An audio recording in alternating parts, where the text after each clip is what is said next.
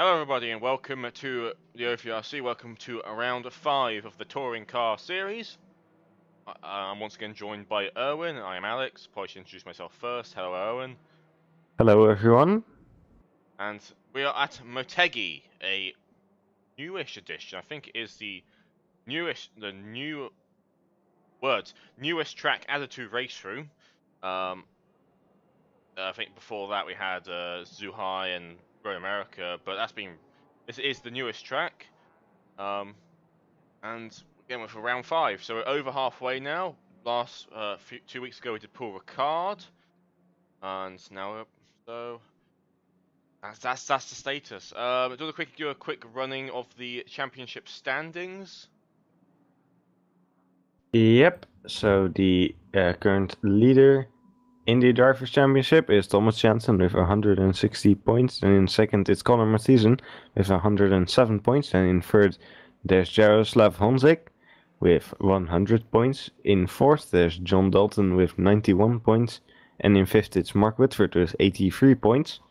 In the team standings, the top 5 is Open Visor Racing Club leading with 228 points, and in second it's BRC Racing Team with 198 points, and then in third it's Berlin Motorsport with 120 points.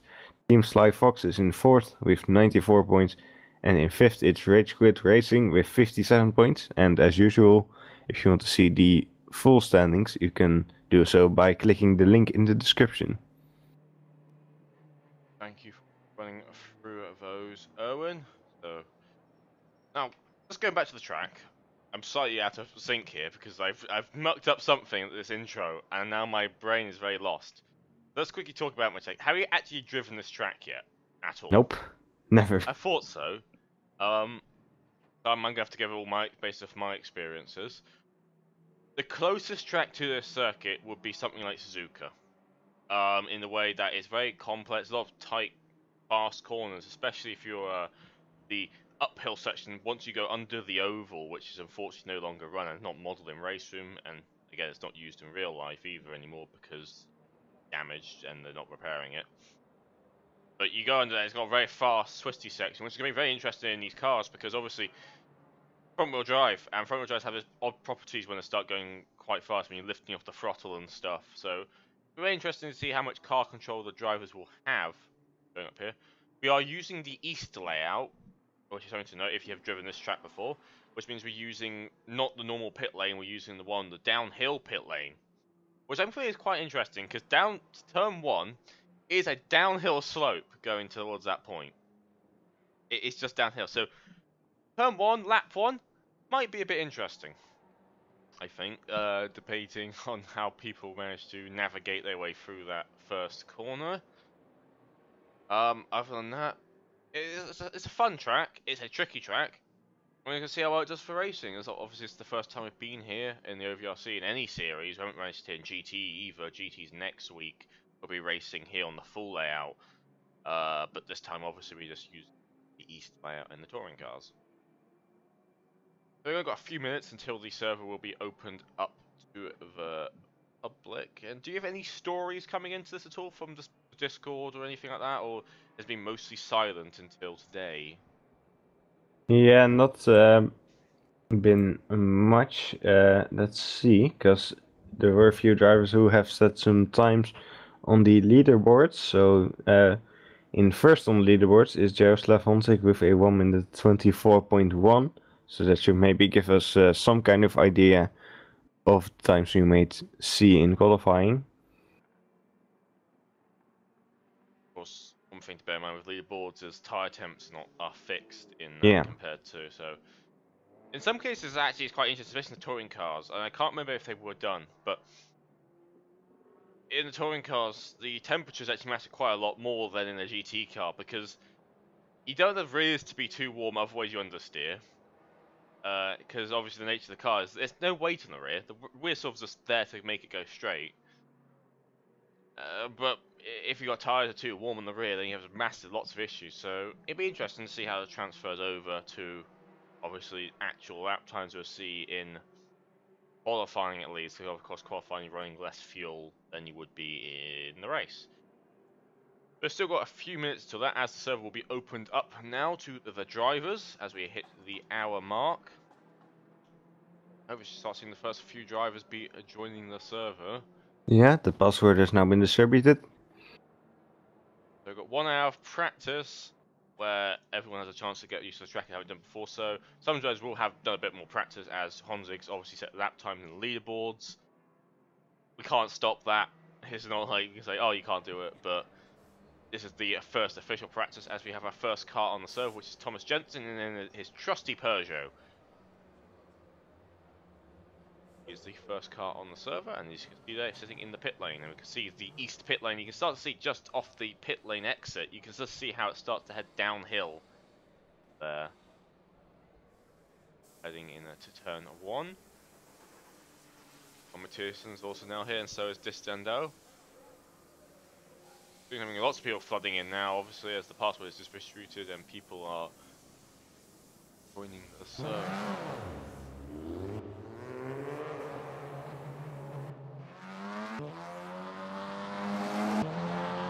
As Distendo is the first car to venture out on track. Coming down to turn 1, and see, downhill turn 1.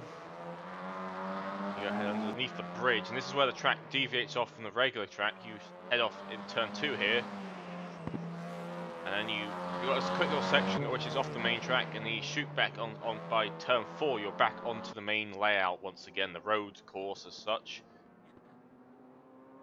And then after this is the same as the regular layout.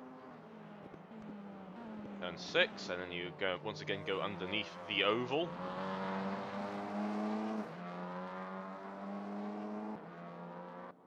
Heading up to this very fast section, which is very Suzuka-esque, as I said before.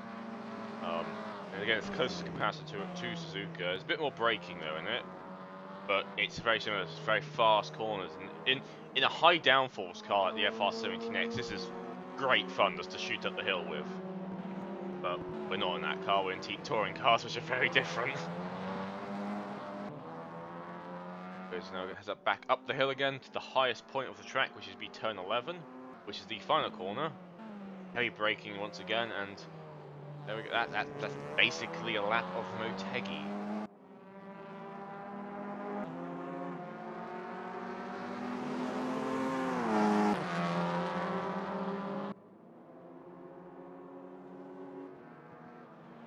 That is the first timed lap, I believe now.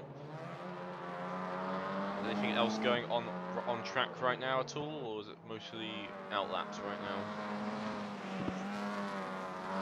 Doesn't seem to be anything going on right now.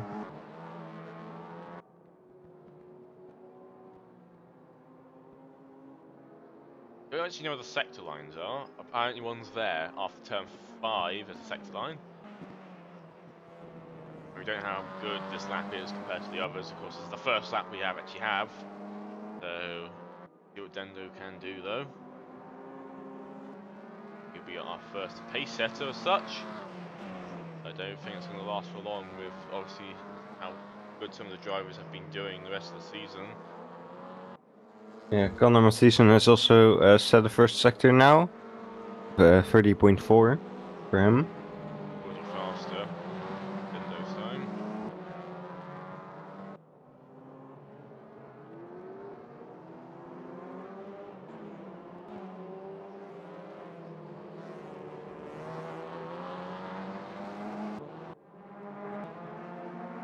Yeah, Matheson also faster in sector 2.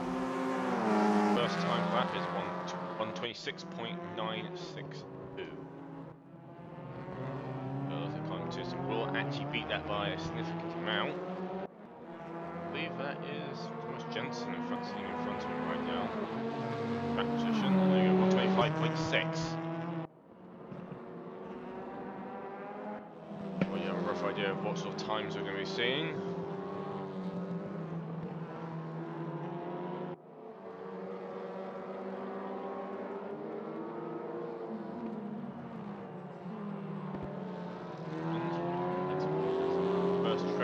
Lapping. He's got, I believe, the Honda of Marcus Lawrence behind him.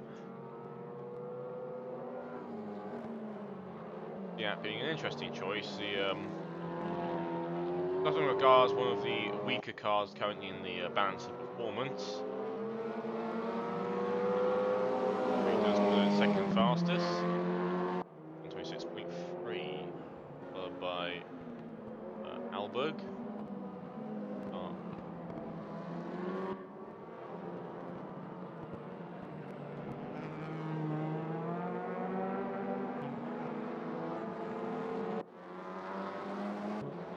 So Jensen is getting his first timed lap in now, so he's purple in all sectors. Well, two of them so far. So once he's done, as he is now on the main straight and he crosses the line and he takes P1. Half a second faster than Colin Pearson. Be crossing the line very shortly after him. Marcus Lawrence, though, has got a faster sector 1 than Jensen right now. Maybe put a mark on the board. Very competitive in the GT series. How well he has been doing in the touring car. It feels really odd coming back to commentating touring car after missing 2 rounds of it. It feels like you don't know where anyone is apart from a few of them. I'm glad to have you back though. You know, these races are always hectic, so you always need a second person to help you out sometimes. Marcus Lawrence heads through the turn 11. So Marcus Lawrence is 17th in the driver's standings, which is a very different position from where he is in GT. I think he's not had the best of times in this series so far, some incidents as well. He has put himself P2 right now, 0.3 off Thomas Jensen's time.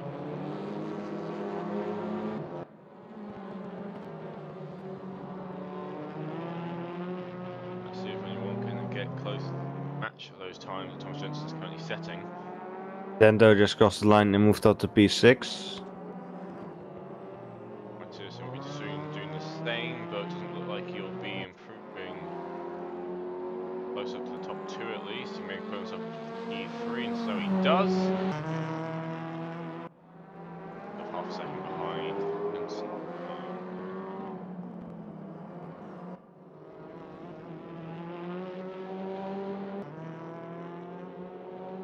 Davey Haynes is now heading up the hill. He's currently sitting P5. Again, he's having from what I remember, just briefly going through results and stuff, he's not having the best of seasons either. He's sort of having a bunch of incidents, a lot of incidents, throughout the season. Not been helping his position at all. Also, before anyone comments, yes, I have actually got the correct logos now for the group of cars. They are now listed on the timing with the correct badge. So no one will be bothered by that anymore.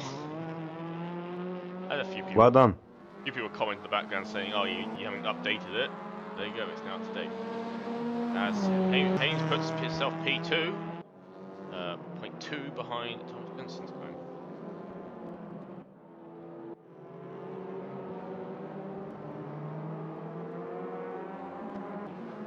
Remember, the fastest time we've seen on the leaderboard is at 24.1. So there's still some ways to go. Obviously, the leaderboard has a bit of an advantage in the tire temperatures, but I think we tend to see some big improvements being made at the last moment in qualifying. So we might still see a similar time to that, maybe even better. It wouldn't surprise me with what we've seen in previous rounds.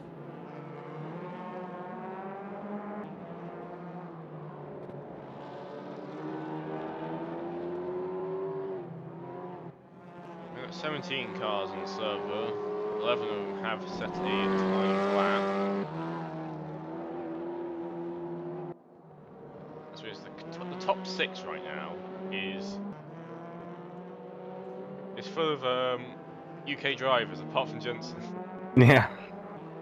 It's been a while since we've seen that. We saw that very early days of OVRC when we predominantly had a very large, mostly UK-based driver pool, but over time we've so diversified, and it's been a while since we've seen a quite a clean lockout of the top couple of positions by UK drivers. But it's only practice, it's only been 10 minutes in, so anything can change. We've still got a couple of heavy hitters yet to join that set times, so we just see what will happen over the course of this practice session. Mark Whitford is looking to improve his time. It's P5 and he's got 2 green sectors. So keep that going over the line. Right, so just a reminder that Jaroslav Honzik won the last 4 races in the Touring Car Series, so Last 4. he's he's not here yet. On the win streak right now. Whitford did actually get P2, 125.155. Thomas Jensen is your pace setter.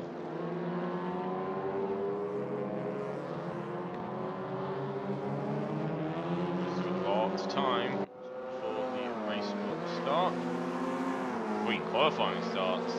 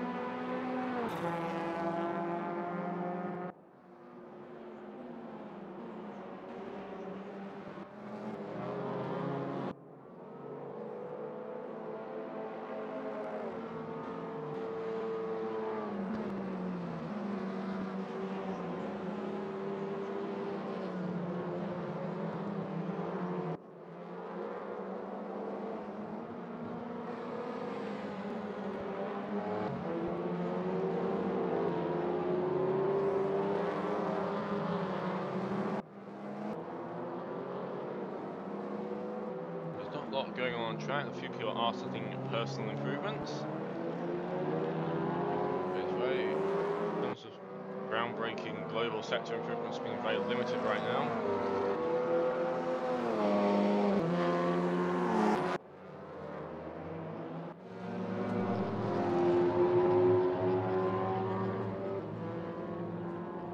More cars rolling up the pit lane right now.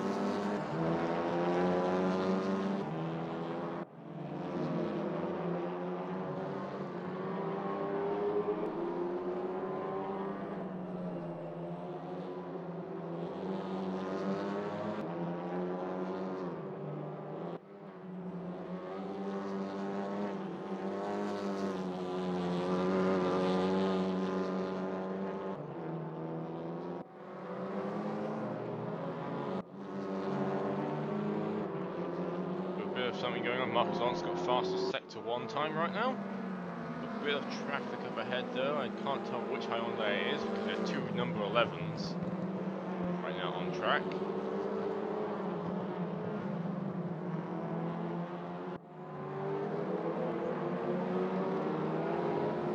It's been invalidated at some point. Don't know quite when.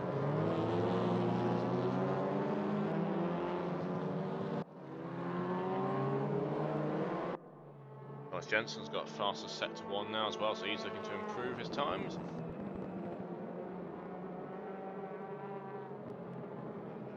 Someone we're not used to, which seems to be struggling a lot this season, is Tom Dentist. And he's the 2nd down in right now. So he's not having the best, he still seems to have his struggles. And it's somewhat nice the last GT race, the fact he managed to bounce back somewhat after having a string of disappointing results in GT1 and touring cars to finally get a good position result based off race pace and not just P2 last race. He's on the podium, I believe. I'm just going to check that right now. But yeah, he got P2 that race, so he is still struggling in these touring cars. Hasn't quite found the rhythm, or just doesn't suit the cars.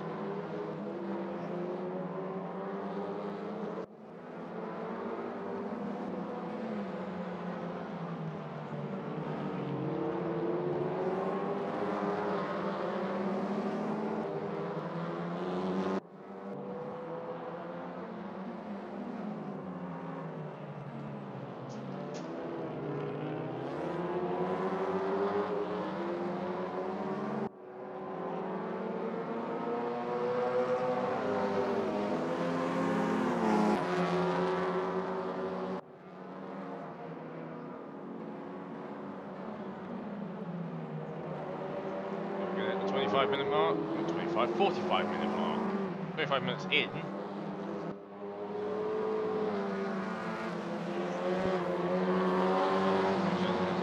Time, so he's obviously about half a second up from his nearest rival in terms of track time right now. Plenty of time before anything that changes. 20 cars right now on the server. 16 of them have set times.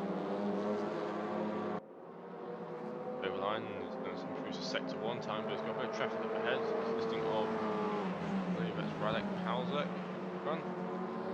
Sia Cupra, number 66. And that is indeed Radek.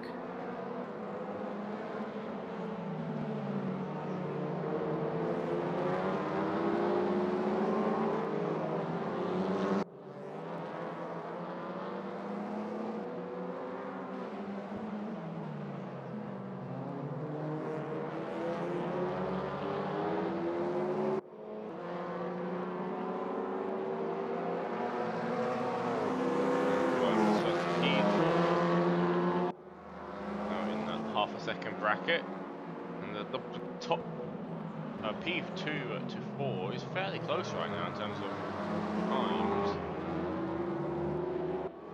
See if any of them can really stand down, get ahead, or is that pack going to be very close together throughout the entire race?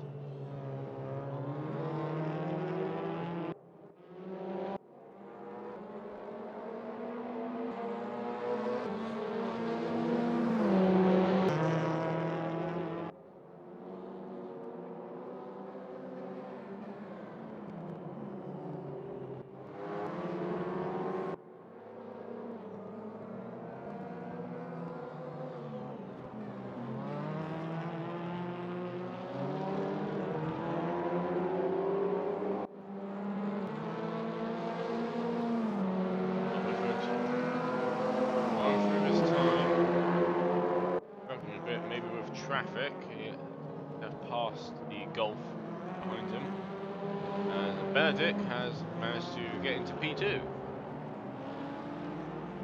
Mathiasen has also managed to improve his time without us realising. A bit closer now to Thomas Jensen's time, but still over 0.2 of a second.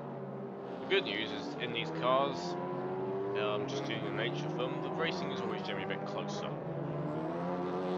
There seems to be a thing where you always have slower cars, the racing always seems to be a bit closer compared to faster cars. The gaps are less accentuated. Is that even the correct word? I don't know. It could be. Look.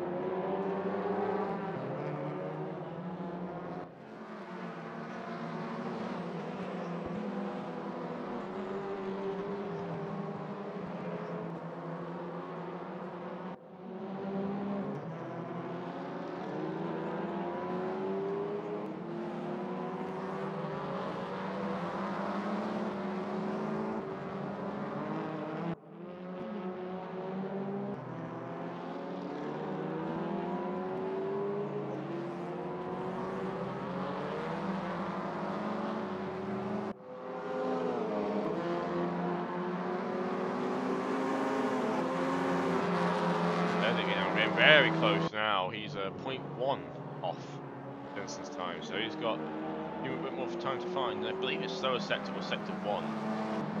That means the sector where he needs to find a bit more time. Can he do it? He's got a bit of traffic up ahead right now. The fellow Audi drivers, I believe that's Joe's 5. Unless I am wrong. It's Standard Dash Dendo. Out of the two I had to pick, I picked the other one. Yeah. There you go, 50-50 chance. I believe he had to get a bit slowed down there by the car in front, trying to make a move. Notice the rear end of that Audi looks like Pikachu. I don't know why. Does it? I think it does. Vaguely, from the right angles. The right angles. Well, and Bennett has pulled out of his lap, so obviously slowed down enough there to an issue. As Dragos Bipe, who is quite far down the order, and P13 is coming behind. He's in the other number 20 Audi. Bit of an issue there with deliveries, obviously not having quite enough to go all the way around everyone.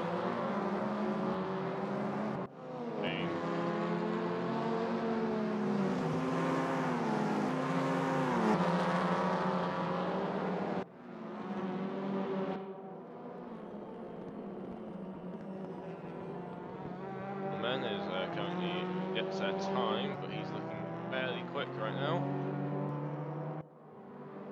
He's got a decent sector 1 time. He was going into sector 2.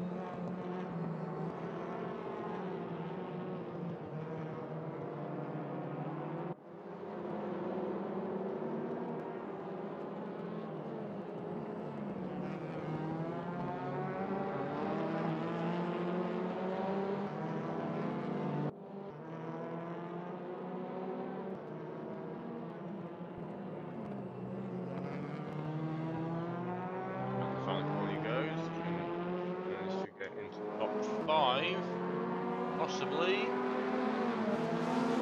P4.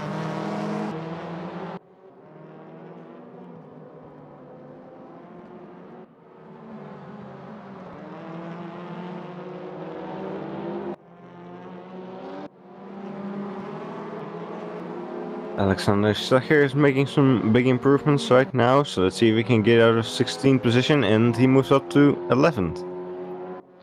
And that's a nice improvement for him. Marcus Lawrence has got quite getting very close in sector 1 now as Kovalainen jumps up to P3. Missed that, as saw it quickly on the timing there, but he has shot up to P3 right now.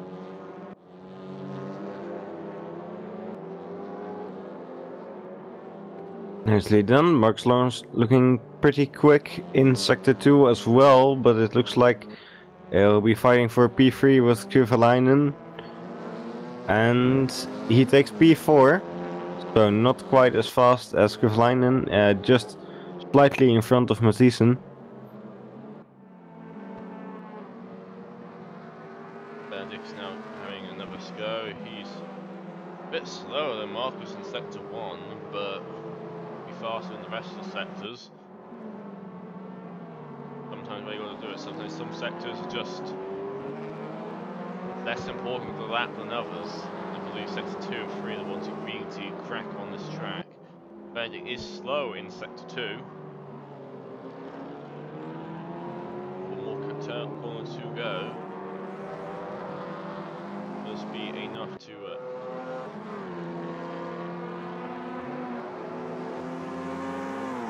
he loses 0.3 of a second.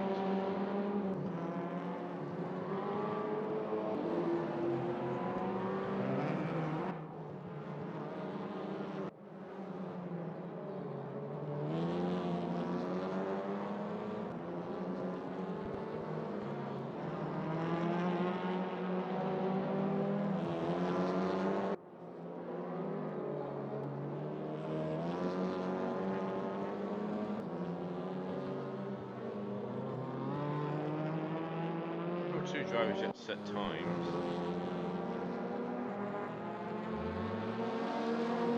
Yeah, Vinnie Roberts and Sebastian Brunier have set a time yet. As Victor Berlin crosses the line, moves up to P15.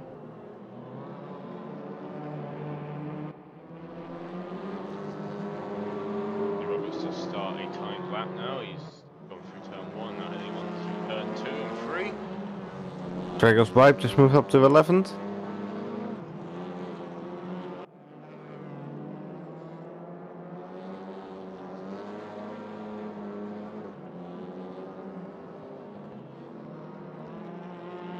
That's a 30.3 on 8 sector 1, so 0.3 off the current fastest time in that sector.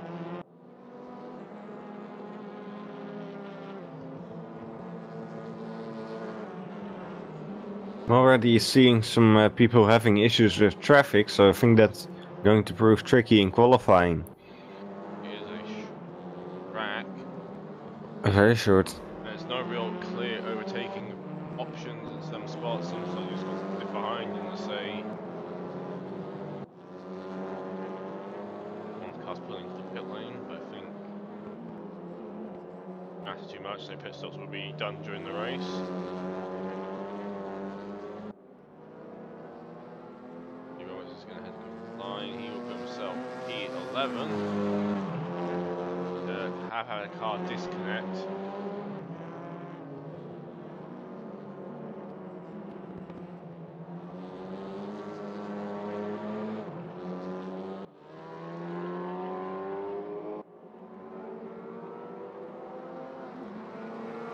Which car which it is.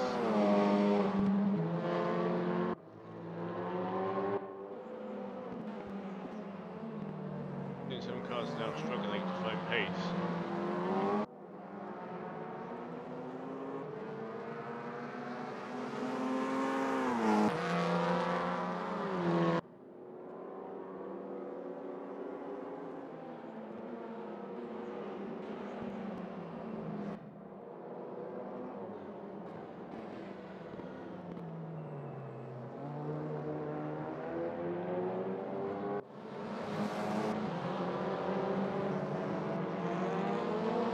Tom Dentist crosses the line and moves up to P8. Still 8/10 off the pace of Thomas Jansen. So Dentist again not looking too strong in the touring cars. Oh, who's looking strong as Benedict, who's got fastest sector 1 only by 0.002. Not by much, but he is a fastest sector 1.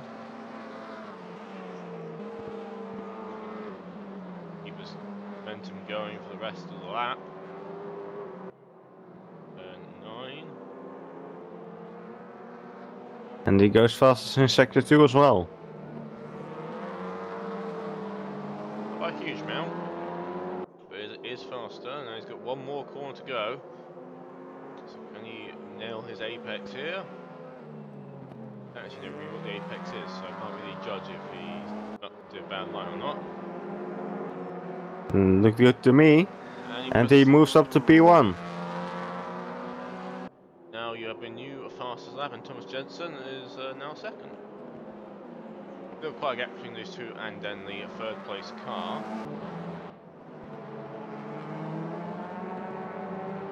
We'll see how the others will respond. Sebastian Brunier is improving a lot right now, so he's down in P19, which is not where he wants to be. So he's going to cross the line in a few seconds, and he moves up to P13, a second off the pace.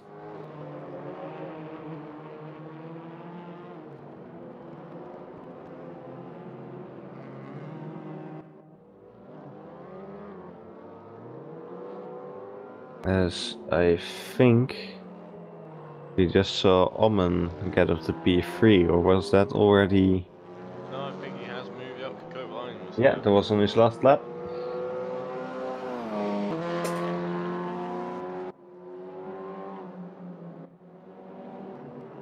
So he's got some pace. If he can keep improving that to get towards the top two.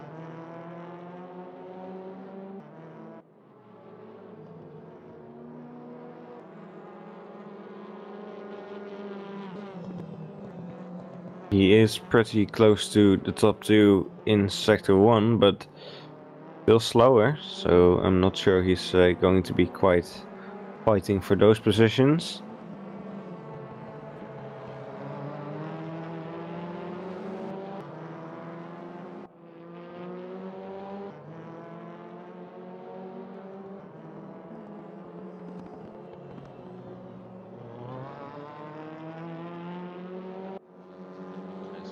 Crossing the line. Himself stays third fastest as we will head to a quick commentary break. Don't worry, the cars will still be going around the track. We just won't have any of us talking, so back in a few.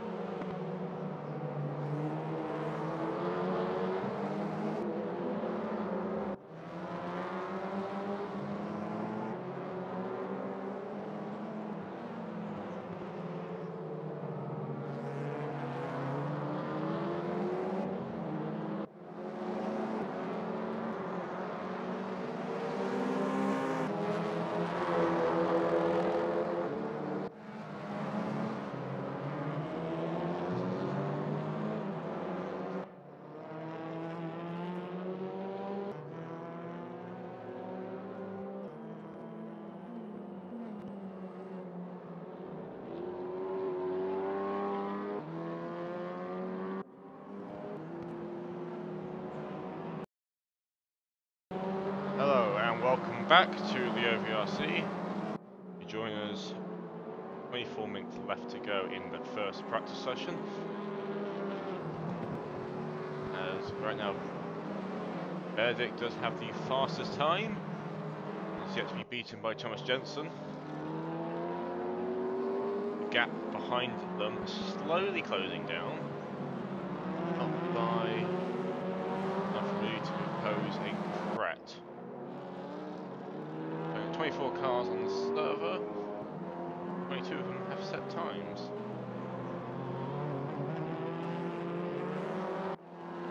We're free now. So I got it wrong. Immediately changed. Yeah, it seems that Jaroslav wants... Oh no, he's here. Never mind. He's in 8th position. Half a second off, but I suspect he won't stay there for too long.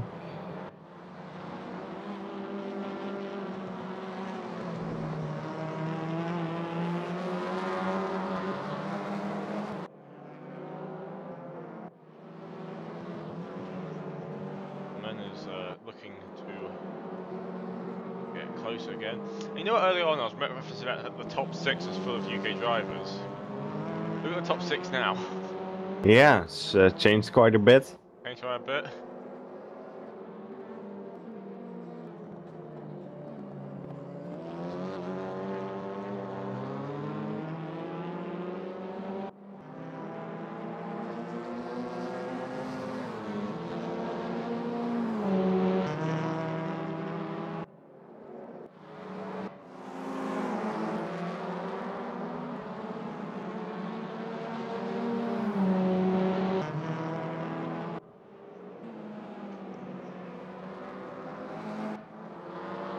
Is improving his current lap time. Question is how close will he be able to get to top runners? Where he's looking for a possibly P4 position. This momentum has got close once again, and yes, there we go. Motegi goes P4.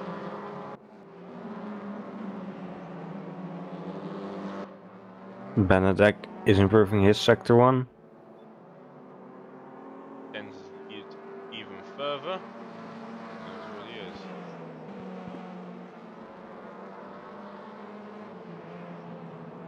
Yeah, he doesn't have much of a lead as of right now. But of course he'll be trying to extend that. He extended a tiny bit in sector 2. Home Dentist jumps up to P6.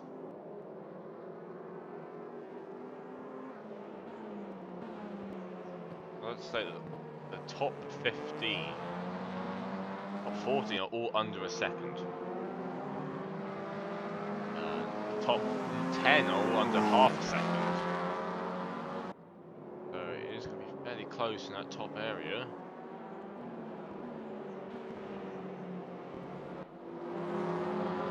Motegi improving once again.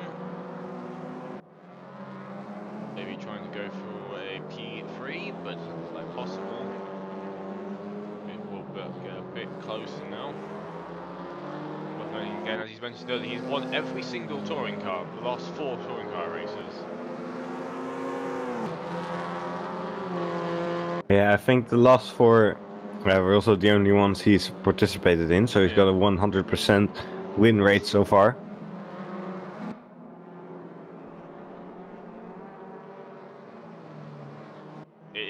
It's something. It is not lying. That's the main point.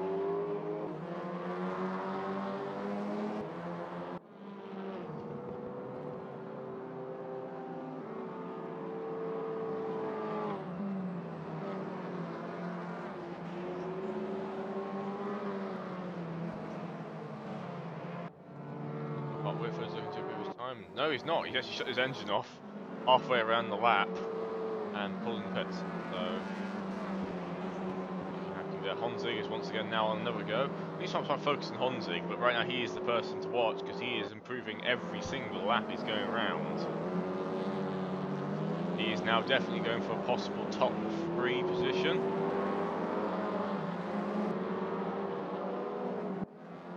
Keep this time going. He has got a bit of traffic up ahead. ahead, but that driver should be out of the way further enough to allow him to complete this lap.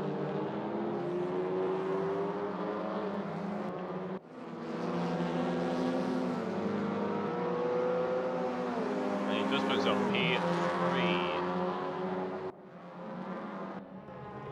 He's got the same time as Uman, apparently. That's interesting, the fact that he's got put in front.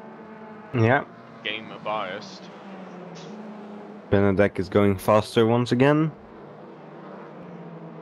I just don't know what the rule is in that race room, if it's based off who gets the result first or last.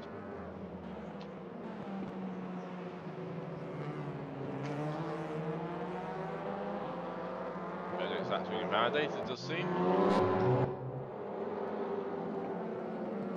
And 26 cars on the server. I've got quite a lot of cars now on this race. For sure, that's a lot of participants today, which is nice to see. Especially on a new track, because we often had issues when you got a newest track, not everyone owns it, so everyone's sort of like, oh, I don't own it, but because it's cars, that's pretty good for a new track. Yeah, I think people seem to like this track, and it's not in a lot of sims, so maybe a unique opportunity to drive it in race room.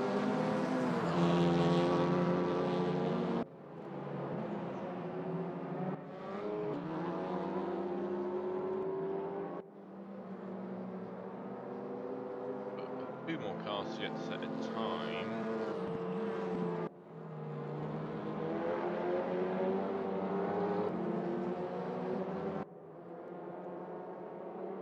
Of the cars right now, either in the pit lanes or not doing anything.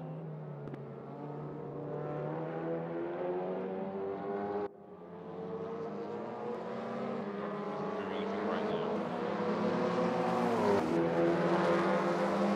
I believe Tom Dentis took the order again. Yeah, he moved up to P4.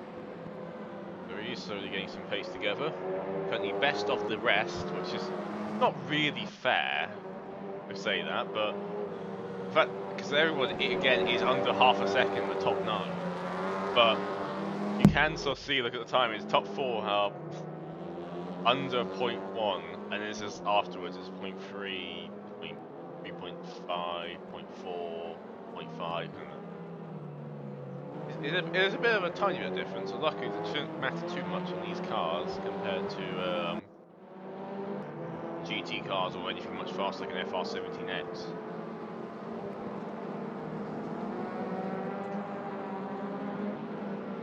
Of course, this should get very interesting in the race, and even in qualifying with how short this track is. And traffic potentially becoming a real issue.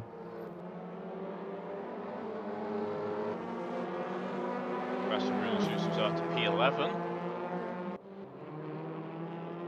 So he'll be out. Remember, it is a team fight going on. Currently, the OVRC team is leading it, which are the two Peugeots consisting of Thomas Jensen and Sebastian Brunier. But there could be all the chance that something happens. Just gotta be careful.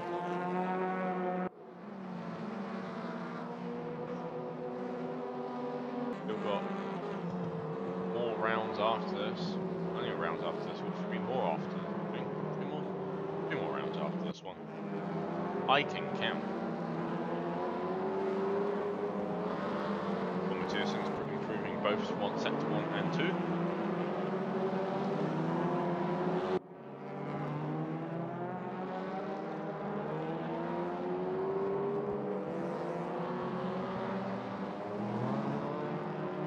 Game's now apparently finds out Honzig behind Onman.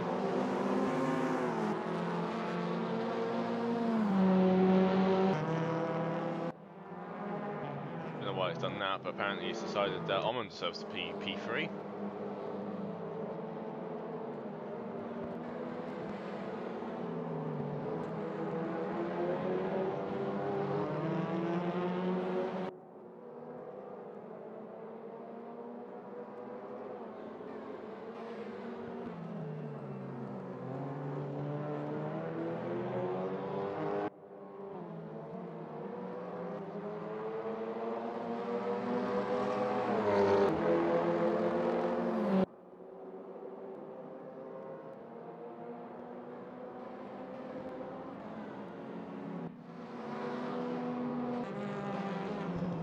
under 50 minutes to go.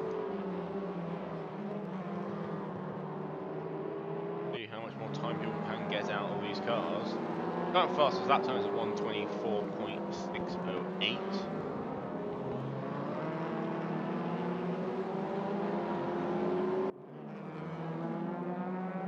As the game still hasn't decided who's actually P3 and who's P4 right now. Let's switch them around again. No, there are not any time differences. The times are exactly the same. And Omen goes fastest in Sector 1 by over a tenth. You can keep this going. That's quite an improvement in Sector 1. Yeah, so let's see if we can keep that going into Sector 2. I mean, he doesn't need to improve any of his... Oh, he And does. they improve Sector 2. That's why he doesn't actually need to improve any of his other sectors to keep that as the fastest lap. But if he does, that's even better. It means he puts him at a bit more advantage. Question Let's is, see if we can keep everything clean through the final corner here.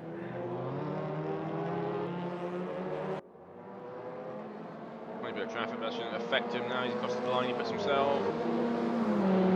He stays in P3, yeah, he lost some time in the final sector, but he has gotten closer. He's got closer, but he hasn't done it. I'll do it again now. At least the timing won't glitch out now. There's a important part of it all. The timing won't glitch out. We are saved. Mark Whitford, who is struggling quite a bit right now, it seems. He's already at P14. Yeah. Not having the best time right now at Motegi.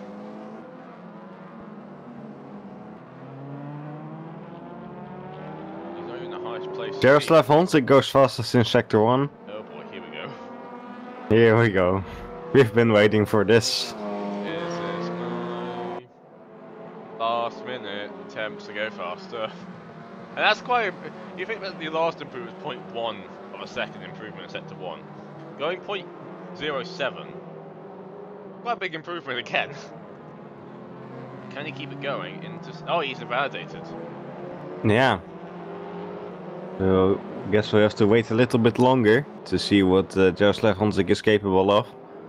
The question is, can they repeat this in qualifying? That is always the big question. Yeah. Repeat it in qualifying. Especially at this track. But there's much traffic going on right now. The important point, if we get a good qualifying lap in, you need to basically either somehow repeat this in qualifying. No matter how, you gotta repeat it somehow. This Cove Line's going pretty well right now. He's currently still on P6. Loses a bunch of time out of Sector 2 though, as I say that, so he's gonna improve up the order a bit. Doesn't anyway.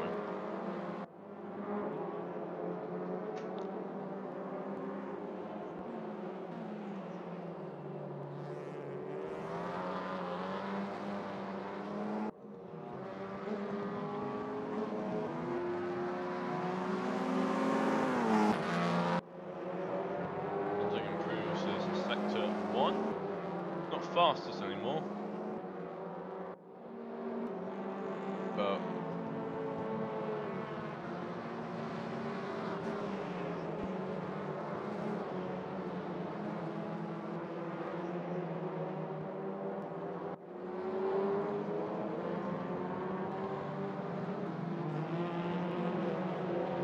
Honzik going for some personal improvements right now.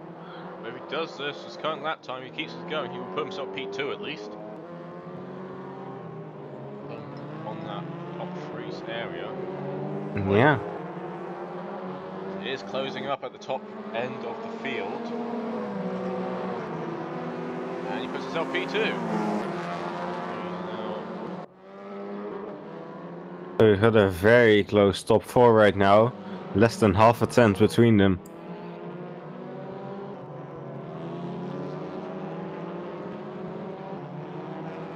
So this is going to get very interesting in qualifying. I really think either one of these could take it. Just going to depend on the traffic. And if the laps are not flukes, that's the question. If they keep the laps going, that's fine. Honzik, I think, has got a very good chance because he's managed to do a very quick lap, one after the other, basically. If you would have that, he got invalidated to the lap beforehand.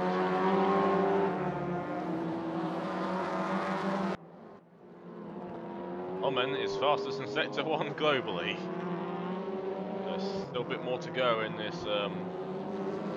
story of who can go fastest in practice. The free practice championship is a go. Yeah, these guys are really trying to squeeze every last thousandth of a second out of their car right now. Tires, I mean, polishing the tires as well, but getting fresh sets every time they go back to that pit lane, so tires are not too much of an issue. So it seems like Ullman has struggled in Sector 2, so he's not going to set a fast lap this time around. No, he has. He's lost a lot of time. We didn't really have traffic at all, really. I mean, it is a car in front, but that shouldn't be affecting him. No, didn't seem to be any traffic issues on that lap.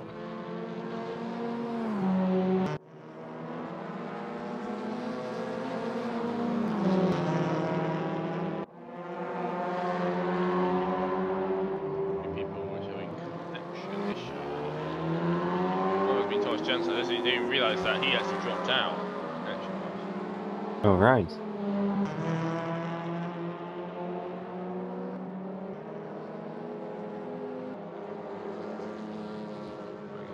He's back on the servo.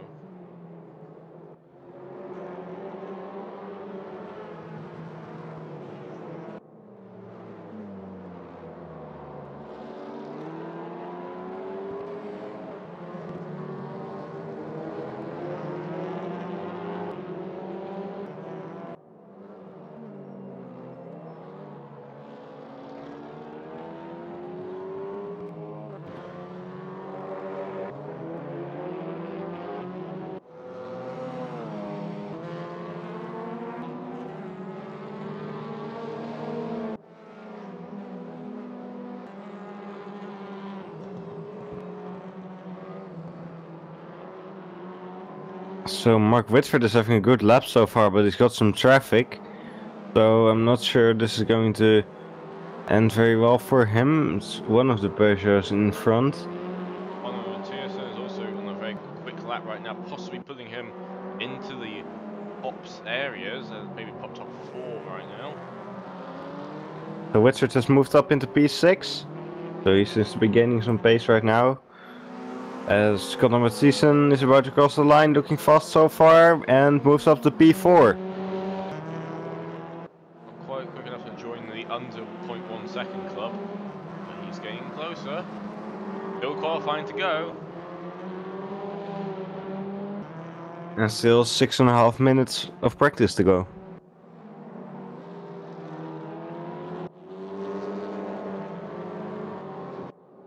As I just returning to the pits now and sort of staying around there, but a few are still going out, getting some laps under their belt.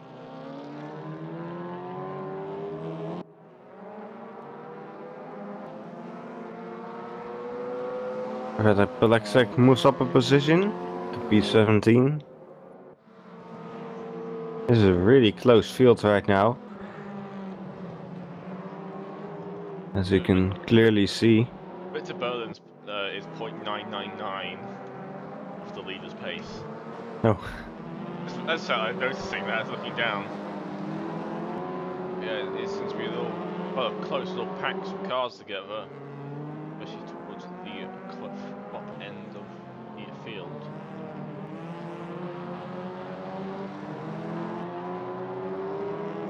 Nathan Secker's looking to improve his current positioning. Just P14.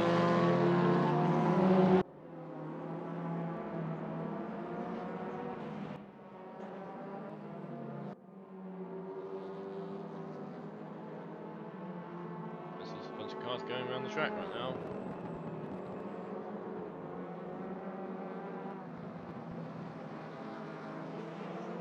We approach the 5-minute mark.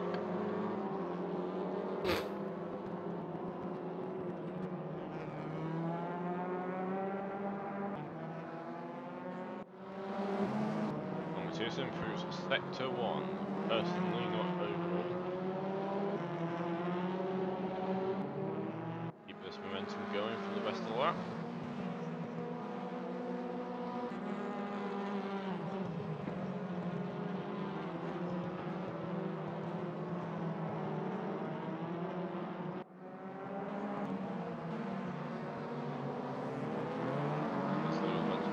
Sector 2.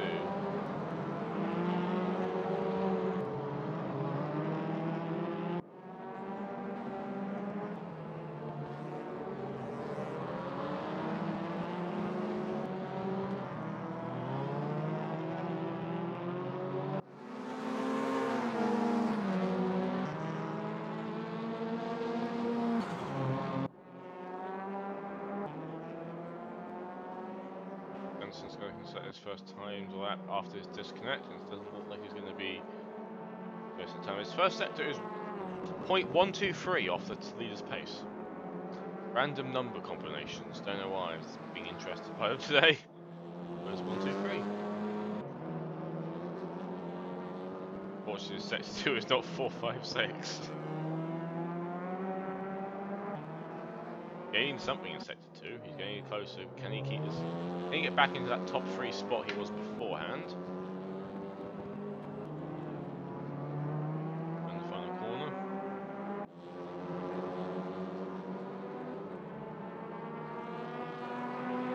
P4. He has been quicker.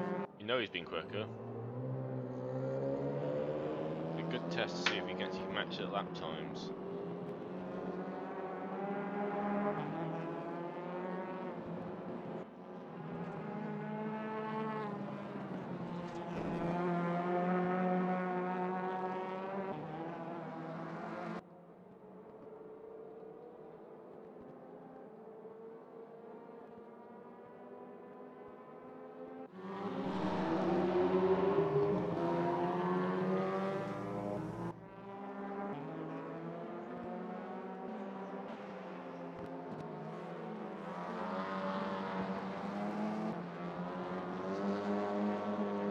Only one person improving right now, which is Anton Kuvalainen, who is in P7 right now.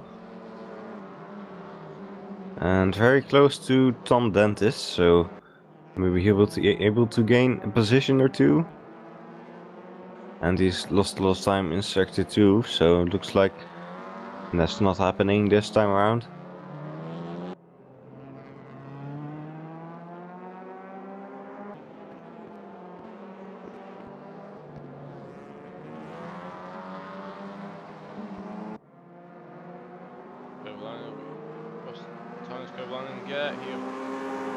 Yeah, stays in P7.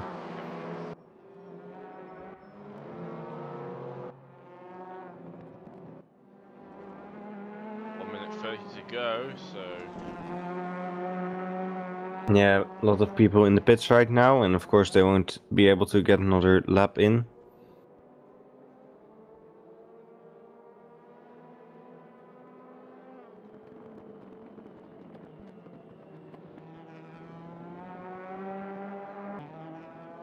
no one can restart a lap time now. Last chance.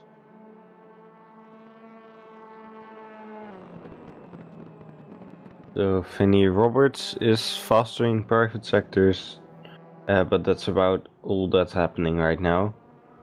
A few more people on track, but doesn't seem to be anything interesting happening with them.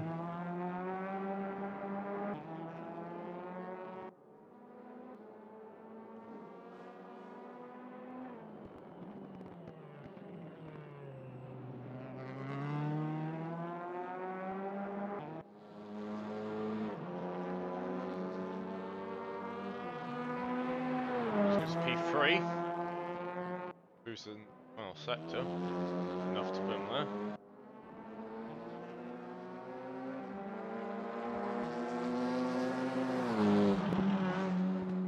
Roberts stays in 15th position, and Pretty much the end of this practice session. 5 seconds left to go. And yeah, Cardoso will just about cross the line, but he doesn't improve. Motegi takes the fastest spot here this time around, but it's still qualifying to go. Guys, briefing. Alright, quickly, qualifying predictions. Anyone like to highlight in the qualifying? Well, I think any one of them could have it. Of course, traffic is going to be a big issue on this track, so might be some timing and some luck involved in that. Although, with that said, we know drivers like Thomas Jensen and Jaroslav Honzik can sometimes just pull a lap out of their arse at the last moment. So, yeah, we shall see what happens.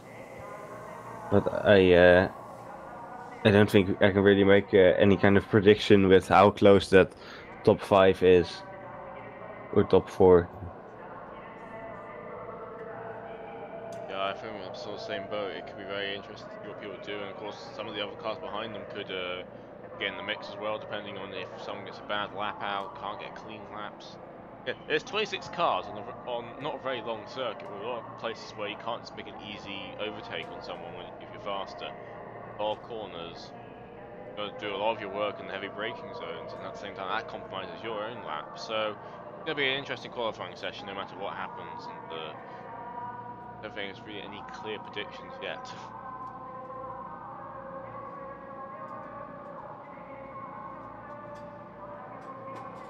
Going for the last minutes of the driver's briefing. Hope we don't wait too long just because the team series. And there we go. I think we're going to have our first cars released very shortly. As you can hear, some cars are got the engines on now and revved a bit.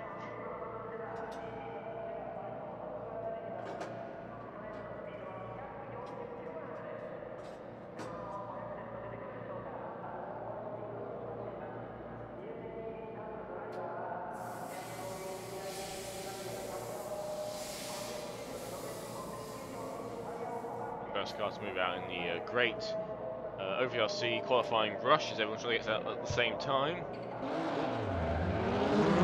The first car will be Conor Mathiesen. Someone got away by his very good pit position, but then again Mark Whitford's going to try and make the overtake on the outlap. Can do it, and he's going to stop him behind for now, but I think Conor particularly wants Mark right there. It's going to be a bit of a distraction behind, and Mark doesn't want him in front. That's what's going to get in the way if he is going faster. These cars has got to make up their mind where they are starting.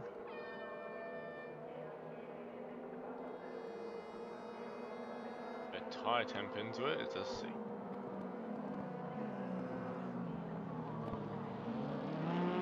So heading up the hill.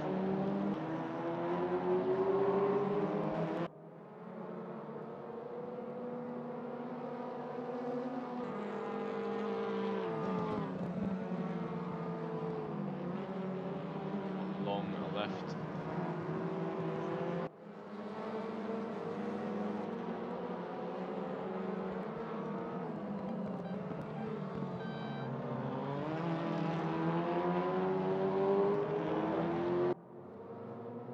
Connor's making his way up to the final corner right now. The cars behind have backed off a tiny bit, so they give him a bit of room. There's a car in the pit lane still. There's a few little cars just in the pit lane. Yeah, definitely some cars still in the pit lane, including Jaroslav Honzik. Get out of the way of the passing cars. The best time to pull out is in front of these fast cars. Connor goes into turn 1 as the qualifying session is now going. The first time lap will be underway.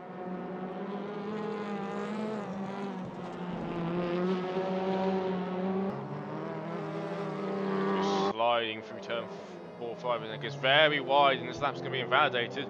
May even lose control of the car as he does hit the barrier.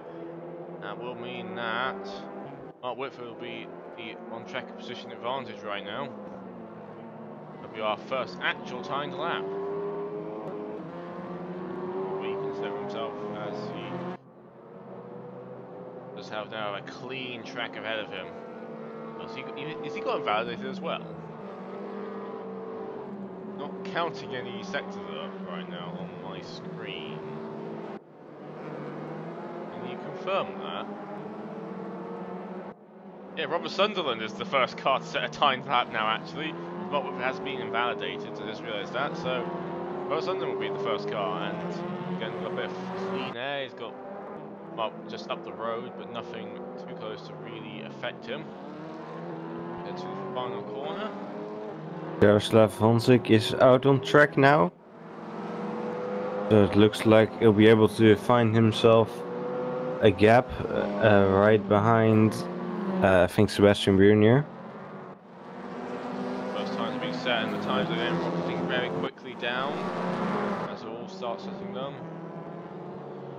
Going the fastest Jensen with 125.025. Almendo is going to be crossing the line very shortly after him. Yes, and Almond takes P1. 124.9. Which is not as fast as we've been seeing in practice. Actually, I think we were seeing 24.6s. Billy Roberts gets a decent lap at 125.1, but this is not, again, not as quick as practice was. So we've got like 14 minutes for these guys to get back up to that practice pace. And this is, again, we'll come back to earlier. Can they repeat those laps again, which they managed to do in that practice session? That is the real question. It's so good. It's all good or being quick at practice, but practice doesn't really mean anything. You get points for practice. All you get for practice is you don't get anything. Exist. A sense of pride and accomplishment. There's a pride accomplishment.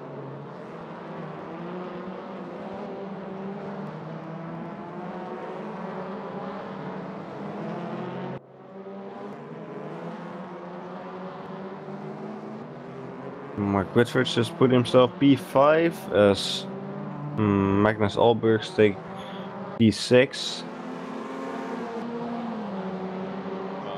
Around the order. Justin Wellbelow takes P9. No global fastest sectors yet appearing on my list of drivers, which is what I'm mainly looking out for.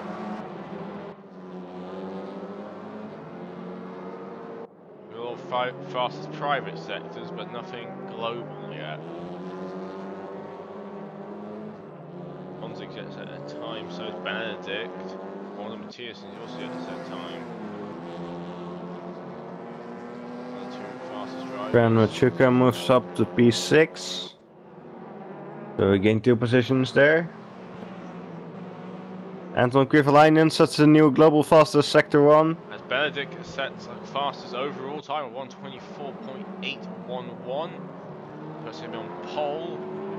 First time below the 125 barrier.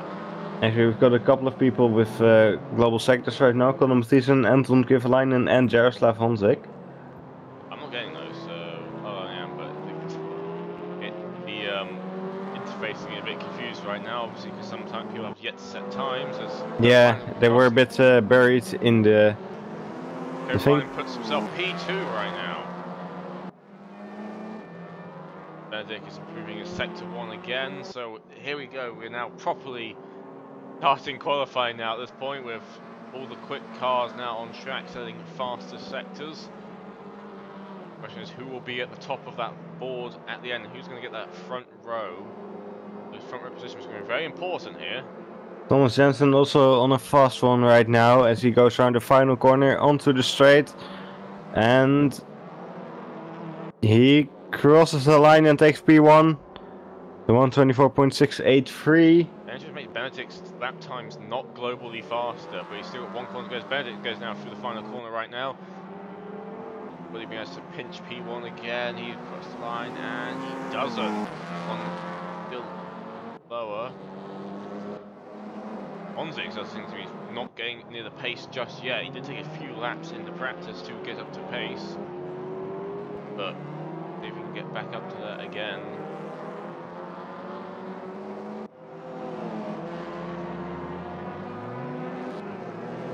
He puts up P3.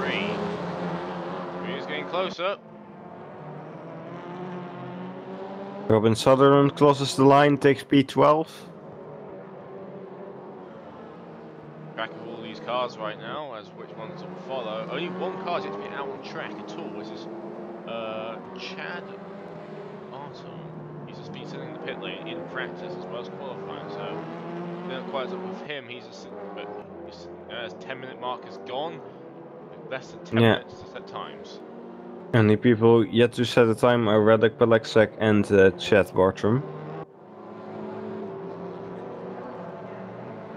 He does cross the line, puts himself P7.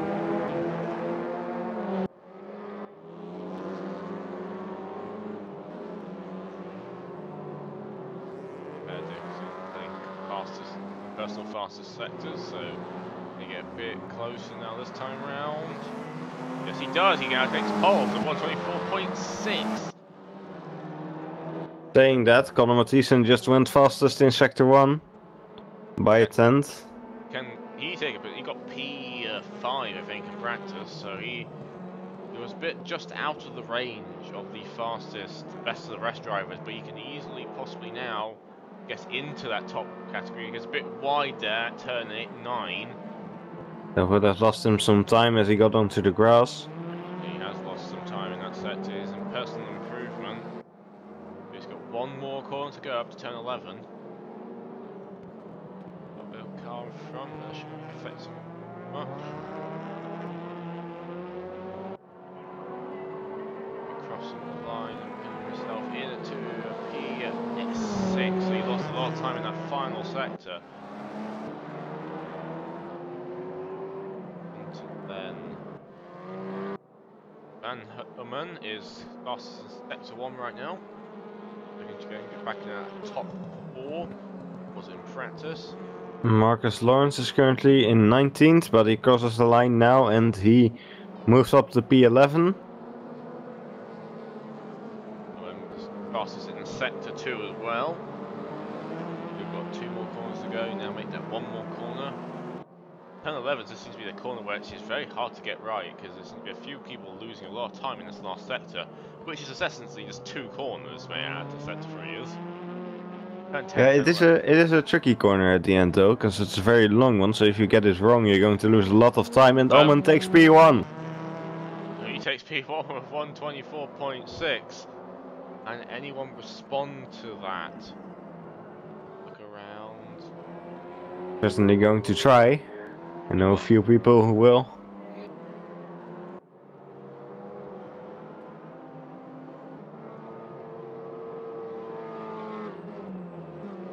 So Mark Whitford is currently P10, but he's still very fast. Sector 1, not quite as fast as the top right now, but should be able to gain a bunch of positions if he keeps this going. Sector 2 looking pretty good as well. Possibly to P5 right now, popping over line and out of the way. Yeah, very real chance of that. Thomas Jensen setting global fastest sector, so we'll look at him in the second as Watford going for the final corner right now.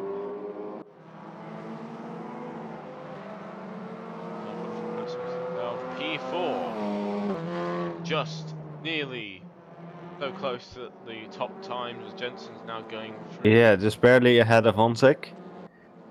So he did beat Honzek in the end. Jensen's now fast, sector 1 and 2 by quite a margin. Can he keep this going now into the final 2 corners? Bit of curb then on turn 10. Benedict is also improving his times as well.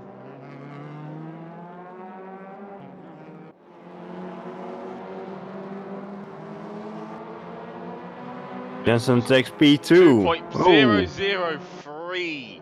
Very close to Omen.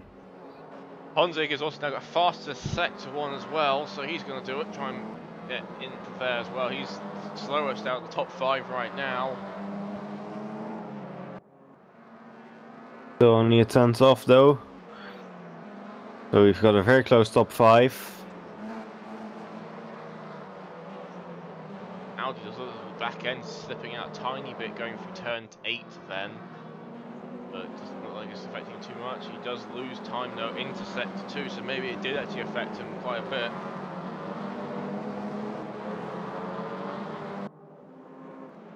Now heading up to hill to the last corner now.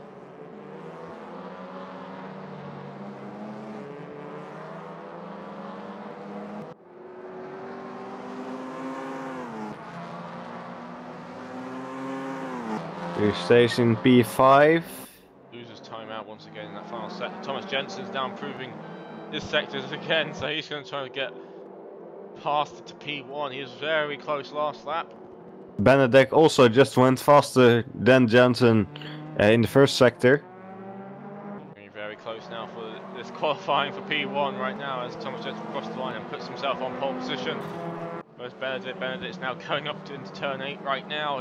Can he do something about this?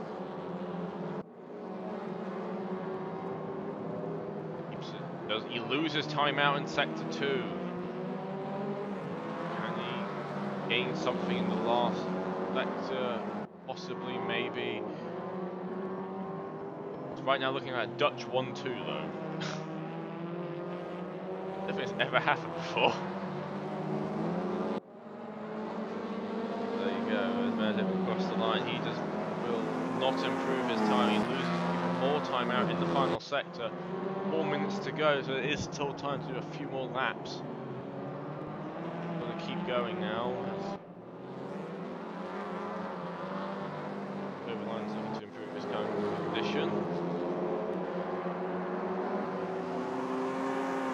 Unfortunately, Hunter crossed the line, moves himself up to P4, so he jumps Whitford now.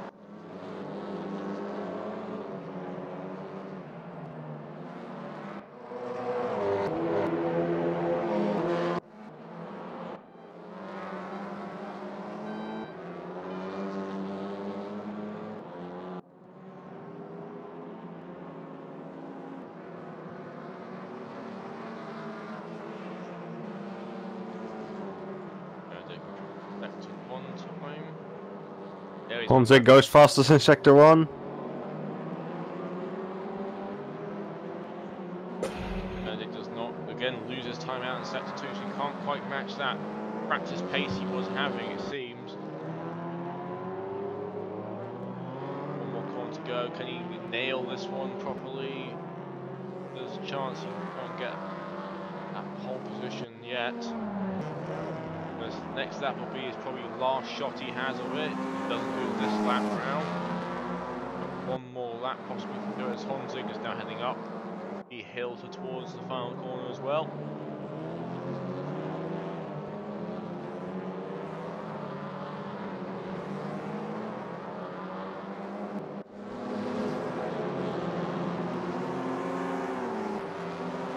Honzik takes P1. Oh, quite a significant margin as well.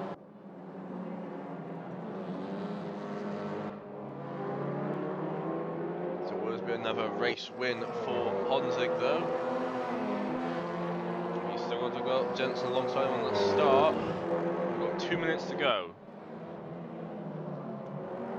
And does seem that Jensen he's in the pit lane right now, so I don't think he's got enough time to set another lap at all. So his qualifying is now over.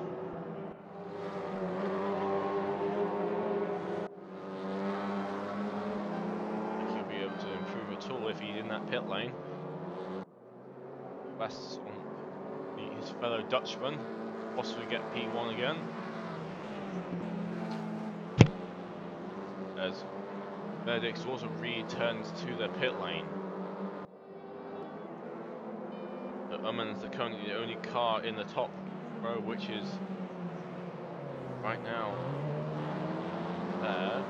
They had a car drop out apparently, as Copeland just get a bit of an issue with the Honda in front.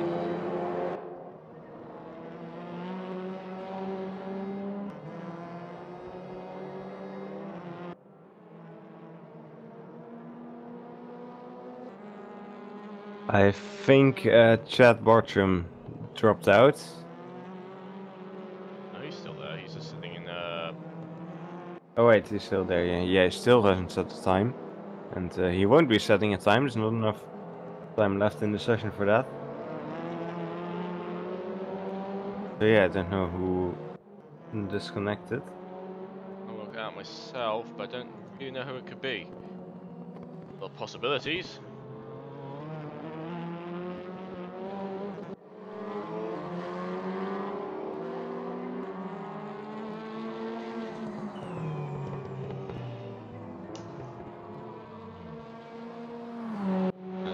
There's only 10 seconds left, so I don't think there's going to see any more times now. So let's quickly go through the results. Honzik takes pole, with Jensen alongside him, Umman in the second row, followed by Benedict beside him as well. And the rest will start scrolling through now. As qualifying is now officially over. We now move to the not working starting grid. Let me actually click the right button.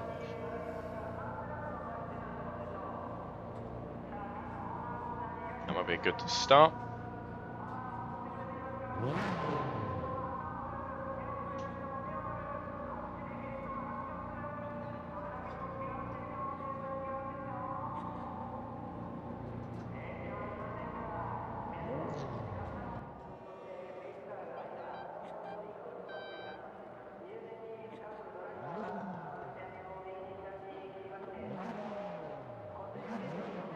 So we'll get the jump here on the starting. Remember, it's downhill to turn 1. And all the cars are now ready on the start line. And the red lights go on. And Actually, see we the lights are here. go! And for the first race of Motegi, as Honda makes a very good getaway, so does Jensen. But he's got Omen coming alongside him, possibly taking a move as the cars behind her. Doing fairly clean so far. Into turn 1 we go, and possibly Omen to make a move around the outside of Jensen. Jensen's going to have the inside line for the next couple of turns though, and he does keep that line. Oh, he nearly goes round there. Very sideways. That might allow the Hyundai to slip through down the inside, but again, it's going to have the outside line again. Bit of cars sliding around a tiny bit, but so far fairly clean by the looks of it. Or is it? Actually, no, I think bound the order. Yeah, Jordan Alcalaya has gone off, and looks like something might have happened to Maxim van Hoven and yeah, Chad Bartram as well. So they are now the back of the grid right now. All the cars down now. Chad has now gotten back onto the track, so it looks like something happened at the back of the grid there. A lot of cars off the road. So the car starting hanging here. There's Honza's made somewhat a little bit of a getaway now. As Omen's go down the inside of turn 11, that might also allow Benedict to come through as well. They're side by side with Jensen now heading up the hill towards turn 11. And Mark Whitford's making a little move there as well. He's looking for it. And behind them, Timothy Haynes is making a move onto Kovalainen around the inside, with Connor slipping in behind them as well. Oh, there's a lot of stuff going on right now. So Benedict is slipstreaming right behind Omen, and he's got Jensen alongside him. Let's see if he can do anything into turn 1. Let's see, he goes around the outside of Jensen, but of course Jensen will have the inside on the next turn. Jensen's managed to secure front just for now. As the cars behind someone getting the line. This area is not the best place to overtake. It's a bit too narrow, the track.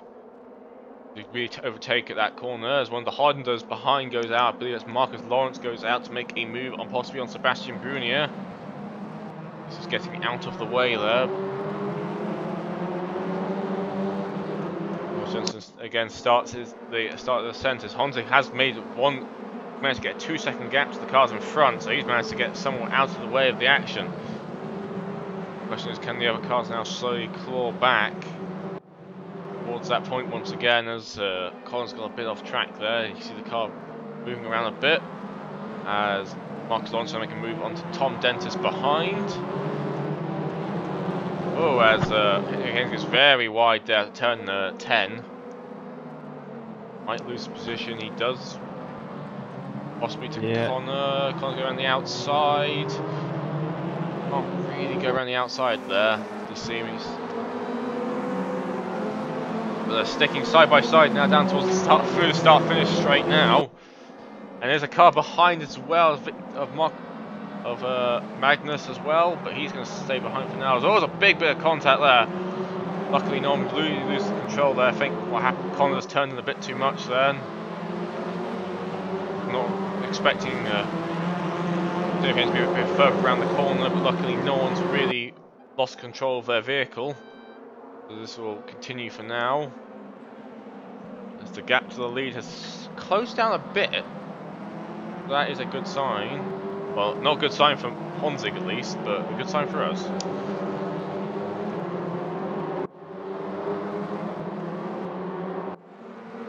bit more side-by-side action going on behind as well, down the order a bit, with Vinnie Roberts. Again, side-by-side on the other Hondas of, I think it's... Okay. Yes, sorry. I struggled there trying to work out which car it was. And there's also Victor Berlin trying to make a move as well. He's going to slot in behind now. Doesn't look like he can do anything as the cars they're right by side with now. Vinny's going to have the inside line. We're going to stick side by side for now, getting down to turn 1.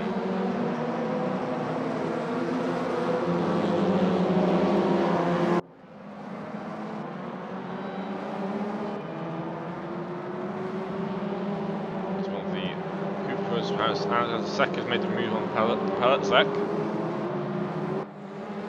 laps behind these lot.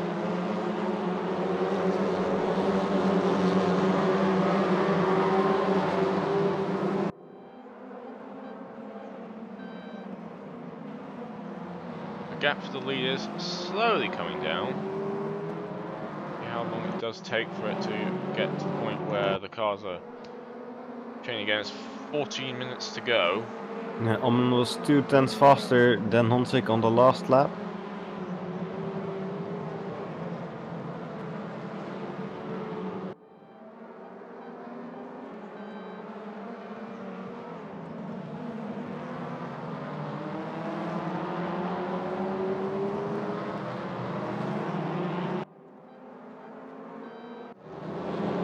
More side by side actually going on between the Hyundai competitors and Timothy Haynes. Oliver made a little mistake there. Haynes is going to again have the inside line. Even more actually going on behind as well with Vinnie Roberts.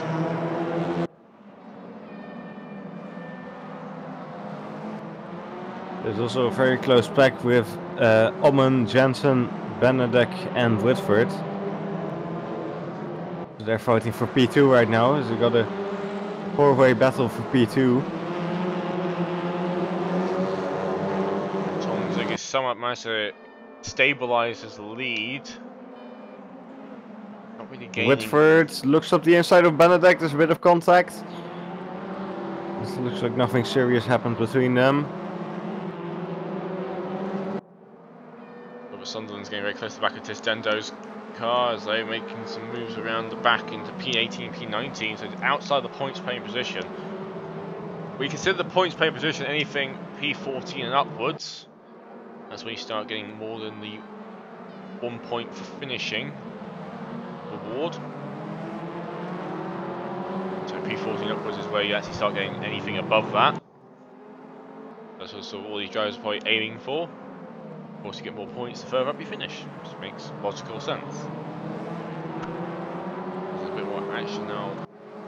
Timothy Haynes and Magnus behind in the Hyundais.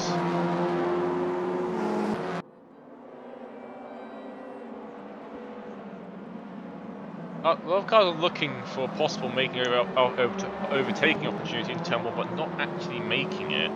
They look out to the side and say, oh, I might make an overtake here, but never really commit to it. And it's probably a case of the fact that it's a bit too risky there. You're going downhill with these brakes, and the brakes are, they're there, they're good brakes, but when you're going at quite a rate and go downhill, the brakes don't have quite the same effect as they normally would.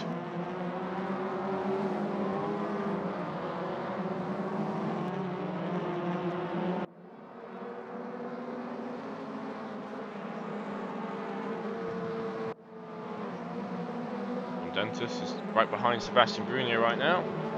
Very odd to see Tom Dentis outside of the top 5, let alone outside the top 10 right now, as he's. But there he is, where he is in these touring cars. Does not seem to be quite nearly as home as he is in the GT cars. Looks like there's some gaps forming in the fight for P2 now, although Thomas Jensen is still very close behind Jan Willem van Ommen. They are now on the straight, and I don't think Jensen. He might be able to get close enough to go on the inside in turn 1. He looks for it. Give it a go. He's looking. He's going. He's doing it. He's gone. He's going. Can he keep it That's the inside on the next turn as well. And he's done it. He's made it into P2, so he's moved up into the second step. But does he have the pace to really get away now for a moment? That's the real question now. As Owen's right on his bumper once more. Benedict's changing which car he's following, going into the next turn 6, and he's going to make Benedict's going down the inside as well. Very opportunistic there to make that move. Doesn't quite make it. He has to slot in behind once more. Yeah, that was a bit of an ambitious move. Luckily, no serious contact was made, which they want to lose control of the vehicle. But Benedict is right behind these lot now.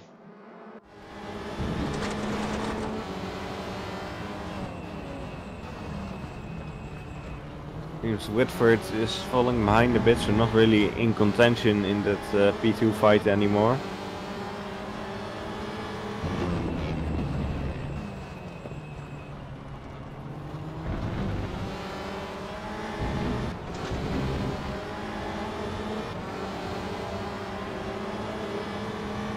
Benedek getting very close to Alman on the main straight. Really try something into Looks turn out, 1. It looks, out. but he moves back.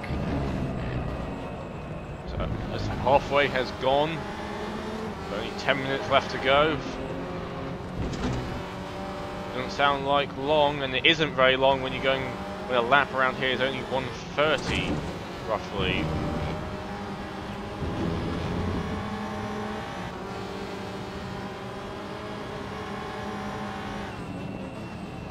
He's looking again into turn 6 and get this time not close enough to make an opportunity turn here. And slot in behind for now. As Tom Denton has made the move onto Sebastian Bruni, and Sebastian Bruni has dropped down the order a bit more as Marcus Lawrence has made the move on onto Tom Dentis, and Fran Mercury is making the move, possibly making the move onto Tom Dentis, as well as Lawrence goes deep again, and Tom Dentis overtakes him again. And Fran has dropped off somewhere into the gravel, possibly, as he's dropped down the order to P18, 19. Something's happened to him. Yeah, Fran has moved all the way back to 21st position. As he was off the road. Must have happened there. As Sebastian has now got Victor Berlin behind him from company. Something must have happened. We unfortunately did miss that. Trying to work out who's going where, because that was a lot of positions changed in not a very long time.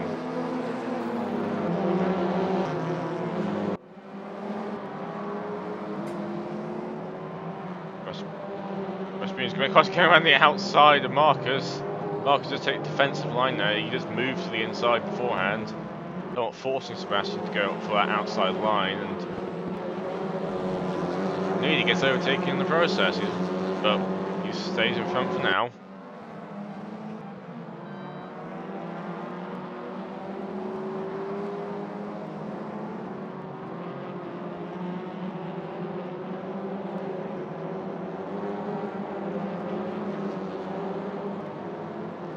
The gap between P1 and P2 is 2.5 seconds. It's also worth noting that the top 8 are reversed. Is it still top 8? I hope it's still top 8. Are reversed grid, so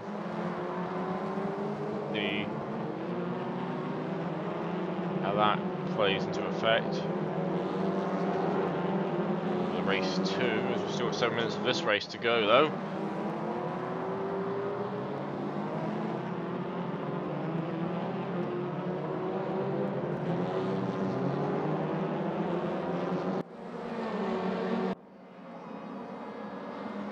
Still looking on the back of Emin's Hyundai.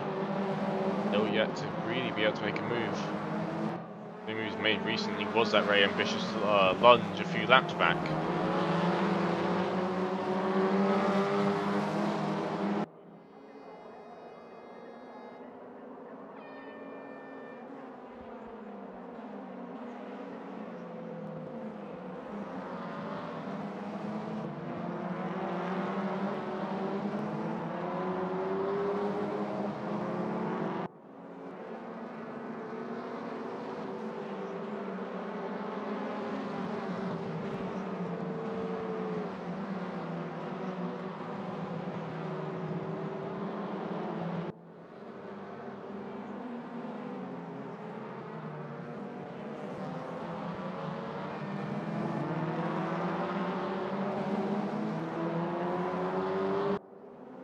Field has calmed down a tiny bit. Still a lot of close cars right now, but no real cars to make an overtake. Benedict is still very close to the back of Emin's car. Jensen's trying desperately to close the gap down. Albert moves down the inside of Haynes in the final corner, but he sticks behind again on the main straight. And looks like they've also got Tom Dentist coming up behind them, as they are fighting for P8.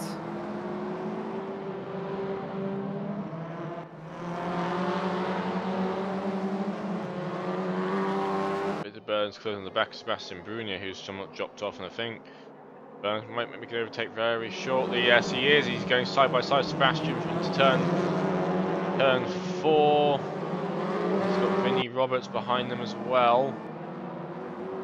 What happens now? He might make an overtake into turn 6. Sebastian might take the defensive line. He doesn't. He sticks to the normal line, moves up a tiny bit, and Victor Burn goes down the inside now. A bit of door-to-door contact, but nothing major. And he slips in front of it. Burn does make a position upon Sebastian Brunier heading into turn 7. Sebastian's going to possibly make the move back. No, he doesn't. He backs out. Probably for the best there. That corner's not the best to rehab contact. It's a very fast corner going to turn 8. And if you do have a contact there, that's going to be quite big. Oh, he dives to the inside. He's desperate to get this move back done on Victor Burn. That's somewhat puts Burns under pressure and forced to make a mistake. And he loses a position out of it. He loses 2 positions out of it. Vinnie Roberts has managed to slip past as well. Vinnie Roberts now trying to make another move onto Sebastian Brunier. And he's going side by side now down the main straight.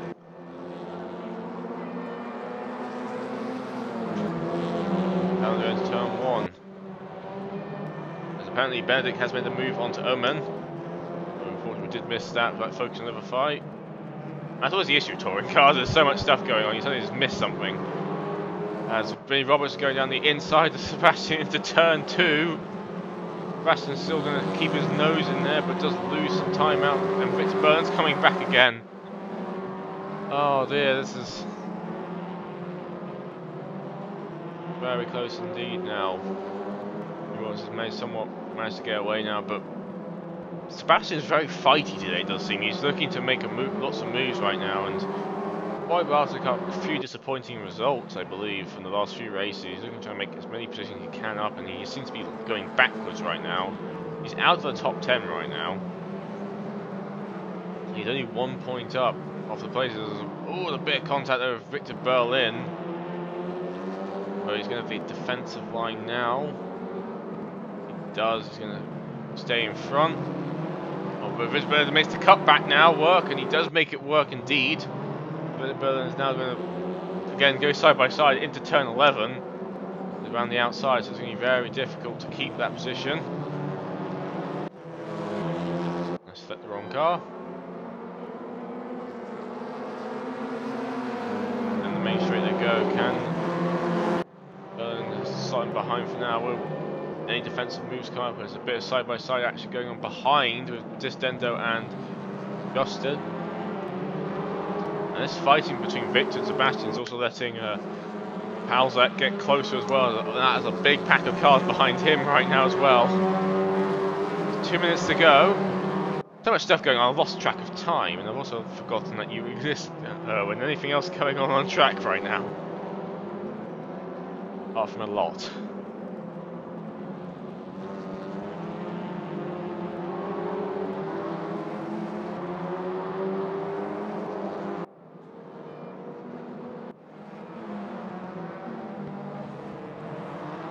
Up the order a bit there. Omen is just on the back of Benedict.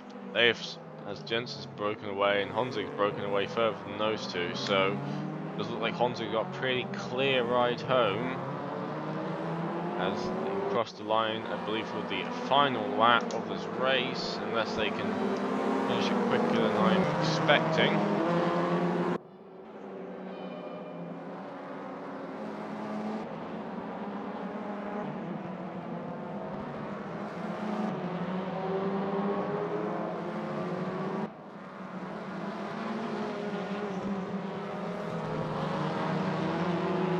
Apologies, I just had a power cut, so I'll be restarting the game. Hopefully I'll be back in time for the next race. I was wondering what happened to you, as we've got under a minute to go. Omen is trying to make a move onto Benedict, and the Dentist is trying to make the move onto the back of Timothy Haynes as well. Currently Honzig is leading, and he's got a 2.2 second lead. I believe, I don't know if this will be the last lap, and since my track map is not working, it's slightly difficult to really work out if he is. He's got a few seconds to go. Got 10 as Haynes and Dentist go side by side. No, it will be one more lap after this, so this is now definitely the last lap now. As Dentist has lost the position to Lawrence, obviously trying to fight Timothy Haynes. He's lost 2 positions, I think. He's going very slowly indeed. And Dentist has pulled over to the side, so obviously a bit of troubles there for him as he's retired his vehicle. So something must have happened there. Don't know exactly what. And Sebastian Bruno is right up the bumper now of Victor Berlin's Hyundai. Will he make the move into turn 1? Yes, he does. He's going to keep his nose just there, not close enough really to make the move.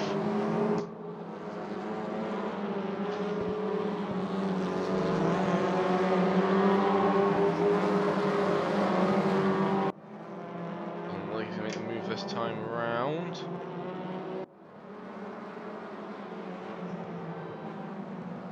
So he had one retirement in this race, which has been Tom Dentist, so whatever happened to him must have been something major, because he did just park his vehicle up to the side of the road.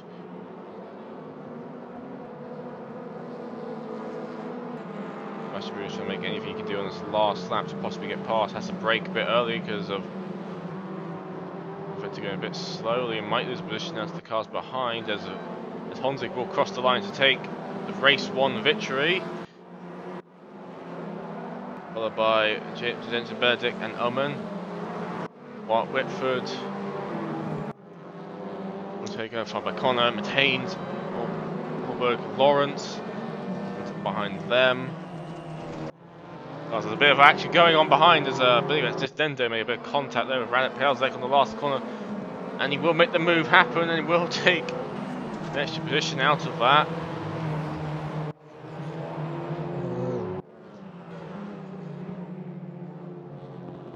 Don't know what quite happened there to Tom Dentist.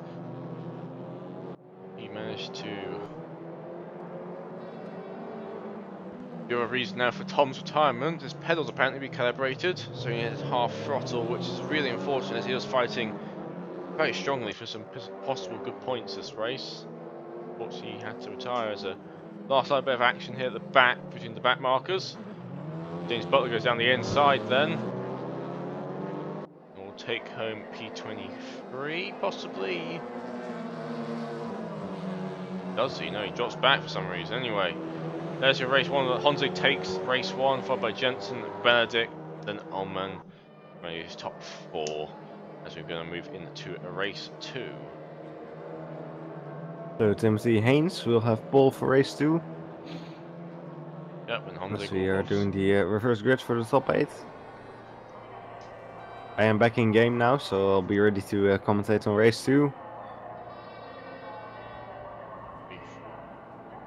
Thankful, because obviously last race I was just there was so much stuff going on, I was rattling through. It's like, please stop.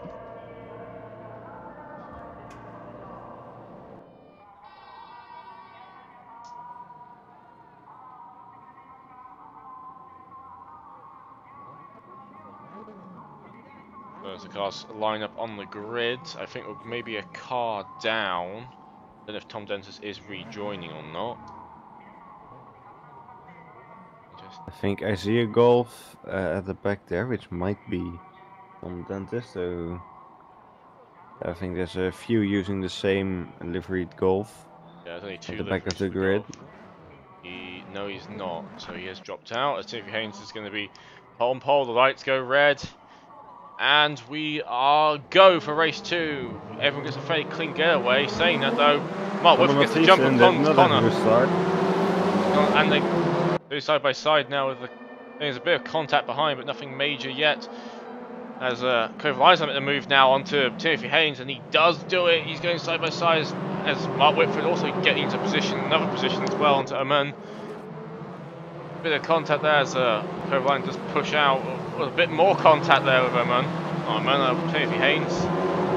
Mark Whitford, he's managed to squeeze his way into P2 now. Very good Connor Mathiesen drops all the way back to P5 at the start. Oh, and there's a few cars off in the background.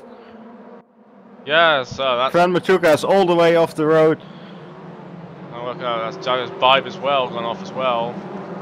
Something must have happened with the back markers there. Can't spend too much time on that though, because Connor's trying to defend even more positions now as Benedict's trying to make his way through as well. Side by side going into turn 8, and he does do it. That's a very good move there by Benedict. Question is, how long can these cars keep up and stop the fast drivers from behind catching them, as Thomas Jensen's right on the back of Connor and trying to make the move around into turn 10. Omen is also pretty close to Timothy Haynes into the final corner, so he might be able to make the move into turn 1.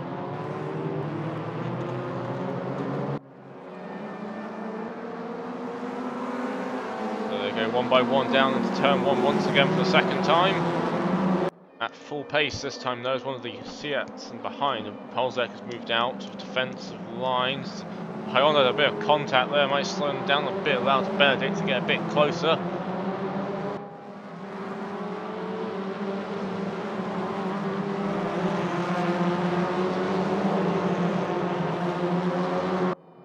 Make it then through the turn 5 complexes. Oh, Connor goes very wide there. So does some of the cars behind. There's one of the Seats, the Cupras go very wide there as well. But Connor going wide without Jensen to possibly make a move down to turn 6. Doesn't quite make it work though. Willie, he's still side by side. Honzig's going to try and squeeze through as well. Connor just stays in front for now and also allows Honzig to make his way past Jensen, so Jensen does lose out to Honzig then, because he couldn't quite make the move work, and now he's just got Marcus Lawrence up to make an attack on him as well.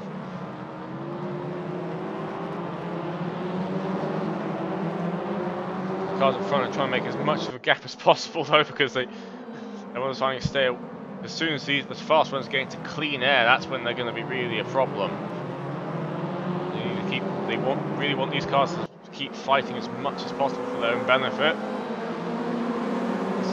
Honzig's now making a move onto Colin Tierson into turn 1. He's probably going to make it happen because they are side by side and he does have the inside line. Depends on defensive. Benedict goes down the inside of Omen and he gets past. Makes a few places up as Honzig's making the move into Connor now. Connor's still fighting though, he's not giving up it easily, and he's going to use a bit of the grass there to stay in front. They're still side by side. As Connor does dart across the grass a bit and does lose it on the exit, and he's bounced off the wall and he's going to possibly get collected. No, he doesn't. Everyone avoids him just about. That's he has dropped all the way down to P18 though, and he's losing a couple more positions actually, so he's down to 21st now, and yeah, he's all the way at the back of the grid now, 24th position, as he was trying to move his car back onto the track. Being a bit defensive there from Honzig, and then had to somewhat cut the course a bit and then lose traction. Jensen's managed to get in front of Honzig though in the process of all that chaos, and also managed to get in front of... There's somewhat a train forming behind these two as Honzig's trying to make it go around the outside of turn 11 onto Jensen, and Magnus also trying to sneak around the inside of Marcus. Bit more contact going on behind. What's going to happen now in turn 11? Thomas is going for the defensive line. He just keeps moving further and further across the track. And then Marcus Lawrence is doing the same thing. And Lawrence goes for a deep dive and maybe a bit of contact there, a bit of Honzig. Very late brakes there by Lawrence. And Lawrence can just take anyone too far out of the race. Yeah, though I think that late braking was a little bit too late because it cost Lawrence a bunch of positions as he's moved down to P14. And also I think that lose Honzig a few positions as well because he lost traction, but he hasn't immediately made the ground back up again onto Jensen. I think Honzig had a slight touch with Jensen actually, so I don't think that had anything to do with Lawrence. I couldn't honestly tell at the point that was one hell of a late braking move. I don't think it's paid out at all. He's now down to P14, so he's only going to get 1 point extra out of that manoeuvre compared to wherever it was before, which was P11. So yeah, he lost a few points there. Overline is going to make a break for it. So is Mark Whitford. So we've got a deal gap now forming. See how long they can keep it for.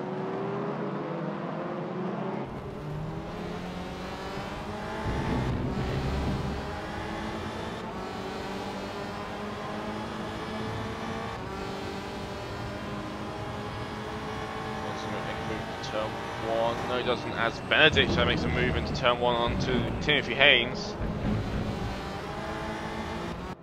Benedict right now has all goes very wide though. Might lose ground again as the two Hyundai slip through. He does lose a position out of it, maybe. Only loses possibly 1. Omen keeps side by side with him now going into turn 6. Oh, Honzik moves to the inside of Jansen. The damaged Honda on the side of the track there. No front bumpers, that's what's going on there.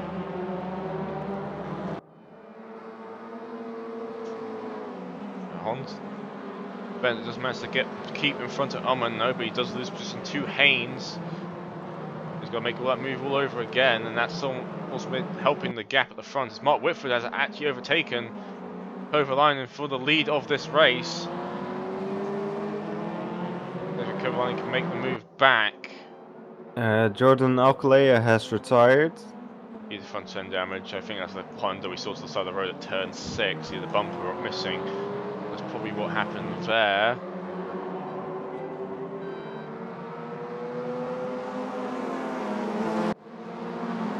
Jensen's now making a move on to Omen, side by side down to turn 1. Omen's going to the defensive line this time round. He's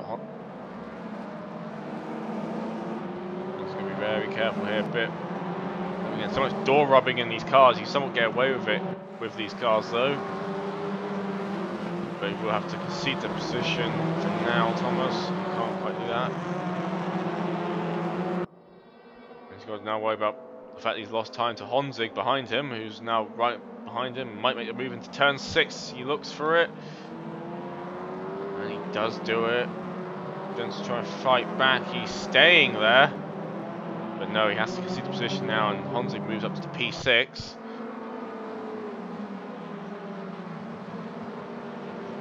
As in Marcus Lawrence trying to make his comeback up the field. He's got Max van der Hove in front of him. He's got a bit of a way to make up from his maneuver earlier, which lost him a bunch of positions.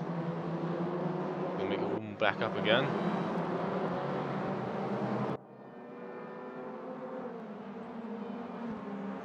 And the issue is that Kovalainen and Mark Whitfield are fighting right now, which has somewhat brought the other cars a bit closer to them. As you can see, the distance between those two have closed down. The top 4, so they are getting closer.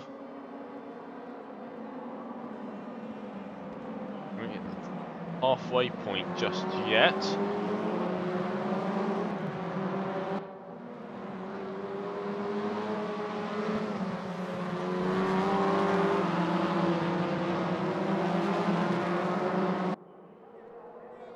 Bit of time there, which allows Henry Haynes to get very close. Now head down. As Benedict looks to make a move possibly, but no, slots in behind again. Haynes might be trying to size up and move very shortly on the back of Kovalainen's Audi.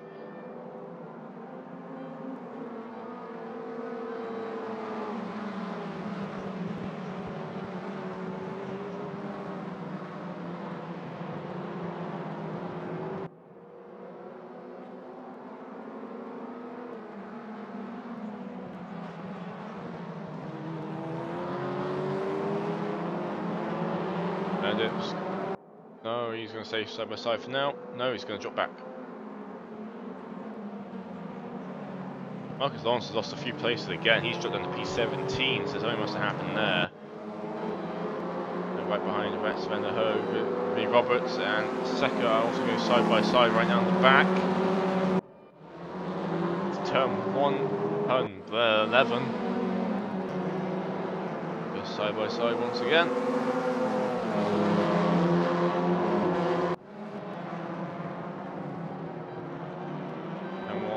Inside line, no he doesn't, he has to drop it back. Not quite as strong in the brakes there as Anna Secker is. He's going to be immediately side by side once again. A bit of contact there again. Again, no one losing anything out of that contact.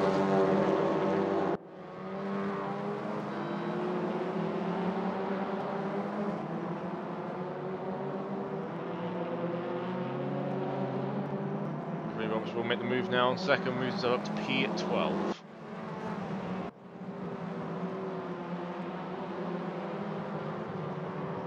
Mark Whitfield is slowly making a gap away from Atten Kovalainen. Everyone's got to worry about Benedict coming up behind him very shortly. As the two Hyundais have a bit of contact there. Of Ullman and Haynes. That's lost some time again to the cars behind. Honda's trying to make it looks like he's trying to squeeze through past one of them. Now it is going side by side down the main straight. Honda's squeeze each other, they're so close right now.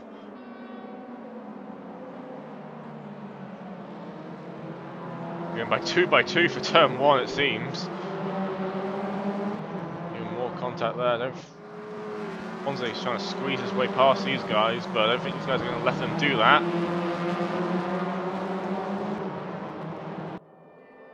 Both lines want to get very close to the back of Mark Whitfield again, under a second between those two.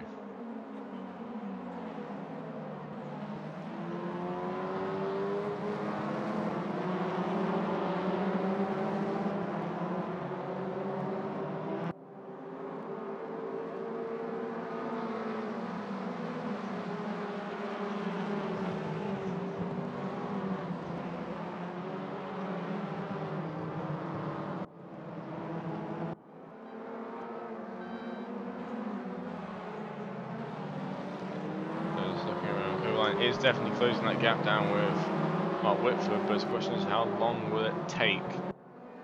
Or how long will it last for, as Honzig's going around the outside of turn 11 around Timothy Haynes. Haynes will try and hold and keep it there, will stay in front.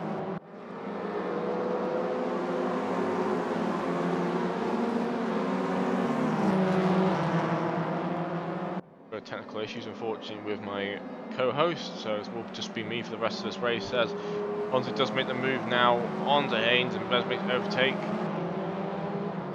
There's 6 minutes 40 seconds to go. Honzig's made his way to P5.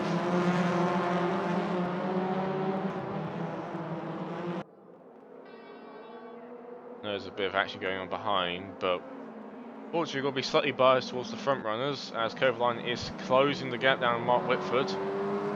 Slowly but surely.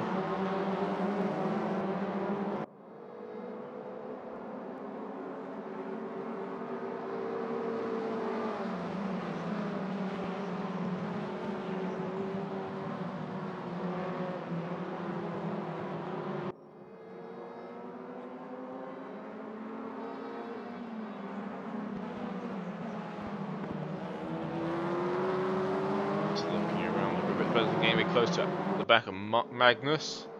Jensen in the back of Haynes, you can just see in the background there.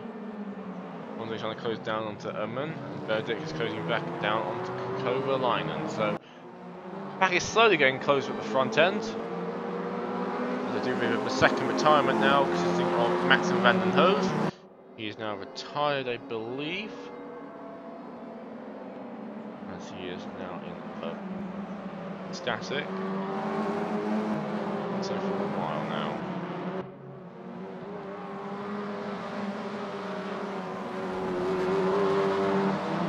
Five minutes left to go. So far Mark is still in the lead, but Benedict is going because one of the Hyundais goes very wide there through turn 5 and might lose the position to Honzig. Honzig goes side by side with him in the background there. Honzig will make the move now onto Ullman. Ullman will be trying to fight back quite possibly. Stay right neck and neck going through up towards turn 8. It does look like Honzig will manage to make the move work.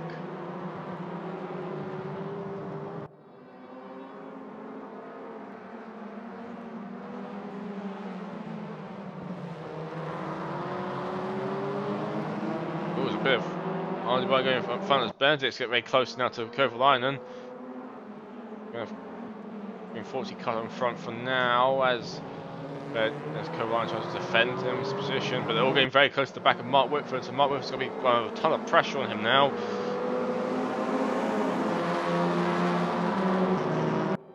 He's not. Benedict pulls out. He'll make the move. No, he doesn't. He slots in behind. Jensen having a real issue with the Hyundais behind as he's now has to re-overtake Magnus once again. But right now, as Mark's being chased down by a few very angry Aldis as Benedict has to make a move over the line, does get a bit of contact, which allows Honzig to close up the gap even further. Jensen does get past Haynes now, as Benedict looks for another move onto Kovalainen, which may or may not allow him to make the move now going into turn 7. Side by side up the hill they go. Honzig right behind the back of Kovalainen's car. Will be equally on the brakes, and Benedict does make the move down into P2. As always fighting though, is losing them against Mark Whitford, who's Honzig tries to force his way past Kovalainen as well. Kovalainen will have the inside line coming up into turn 10, but he won't be able to hold it, or will he actually, as he's going to keep his... No, he doesn't. He gets slotted in behind, so Honzig does manage to make up into P3, right behind Benedict. Honzig managed to make his way up into the podium positions now. It's 2 minutes for him to go as he brings them all across. He's weaving all over the place to defend against Honzig. Honzig's going to try and make the move, possibly to turn 1. He slots in behind now for another go. And look like this is going to be the lap to do it on, as Kovalainen's sticking right behind Honzig as well. So Kovalainen's got a bit of work to do as well to get past Honzig once more. Benedict just looking to make the move, and Mark Whitford can't believe his luck, the fact these cars are fighting behind him, because so far he's managed to hold this lead. And he's not had quite the pace to keep really that far ahead, but he's so far just keeping it going. And by the fact that the cars behind him are fighting, he's somewhat gaining a bit of breathing space. And 2 minute mark is gone now. Kovalainen has dropped on the back of Honzig, but Benedict and Honzig are still very much close together, so it's a fight between the two Aldis for P2 right now. Honzig has won every single race up until this one, so let's see if he can keep this going.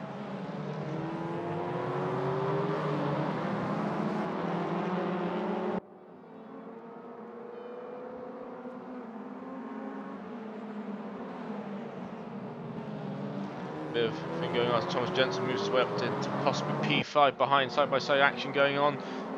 Can he keep it going? Kovalainen might be a bit of a way, and might be giving a bit of toe to Omen as well.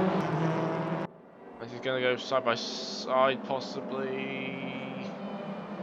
Omen's going to have behind Kovalainen.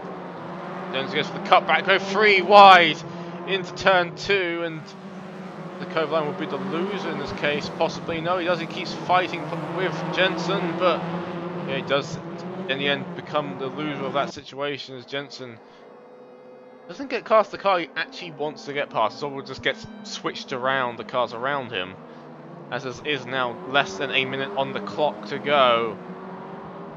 He's got to do all this lap possibility, because I believe this will be the last lap as they start heading up the hill once again. Benedict has lost a bit of ground on the back of Mark Whitford, and so is Honzig. The tyres slowly starting to fade away at this point.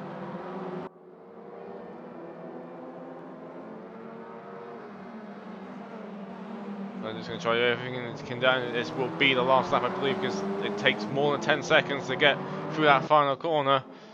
And Mark Whitford's going to be defending for his life here, because they're going to do anything they can to make the move. He goes around the inside, but might go for the cutback if he gets a faster line through.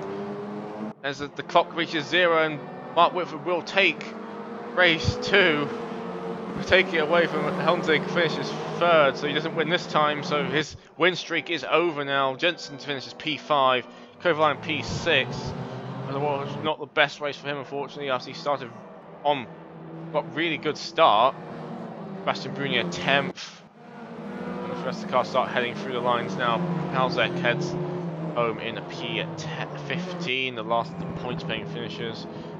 And it's not many. Cometeers on the comeback drive only finishes P19 for him, unfortunately, after he had a disastrous start to the race.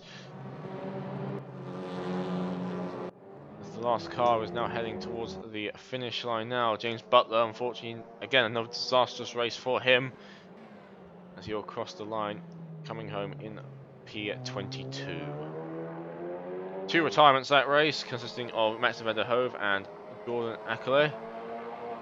And there you go, that is your race results as Mark Whitford does take his win here, and Benedict shares the podium along with Honzig taking the top 3. Now, that was a very intense race there. I mean, especially at the front, and that's what the first grid does every time. It's always a sort of race happens, and that was a great race. I think hopefully everyone who was watching enjoyed that ending there. It was quite fun to commentate. I won't be doing any interviews this time around because I am by my own now. Unfortunately, Owen's technical issues did get somewhat in the way there. But other than that, being a great race there. Should influence the championship quite a bit now. So I think that's nothing else for me to add, apart from obviously next week we'll be back into GT, and I think we're racing at Motegi again on the full layout, so that'd be interesting to see how that works out. And of course, if you enjoyed the stream, make sure to like and subscribe for future broadcasts, and if you're interested in joining the league, there's links in the description to join. And I'll be heading out. I don't think there's much more to really say. Once again, thanks for joining in, and sorry about the technical issues with my co-host Owen, but that cannot be helped, unfortunately. And hopefully for next time it won't happen. I'm Alex, and hope you all again enjoyed the broadcast.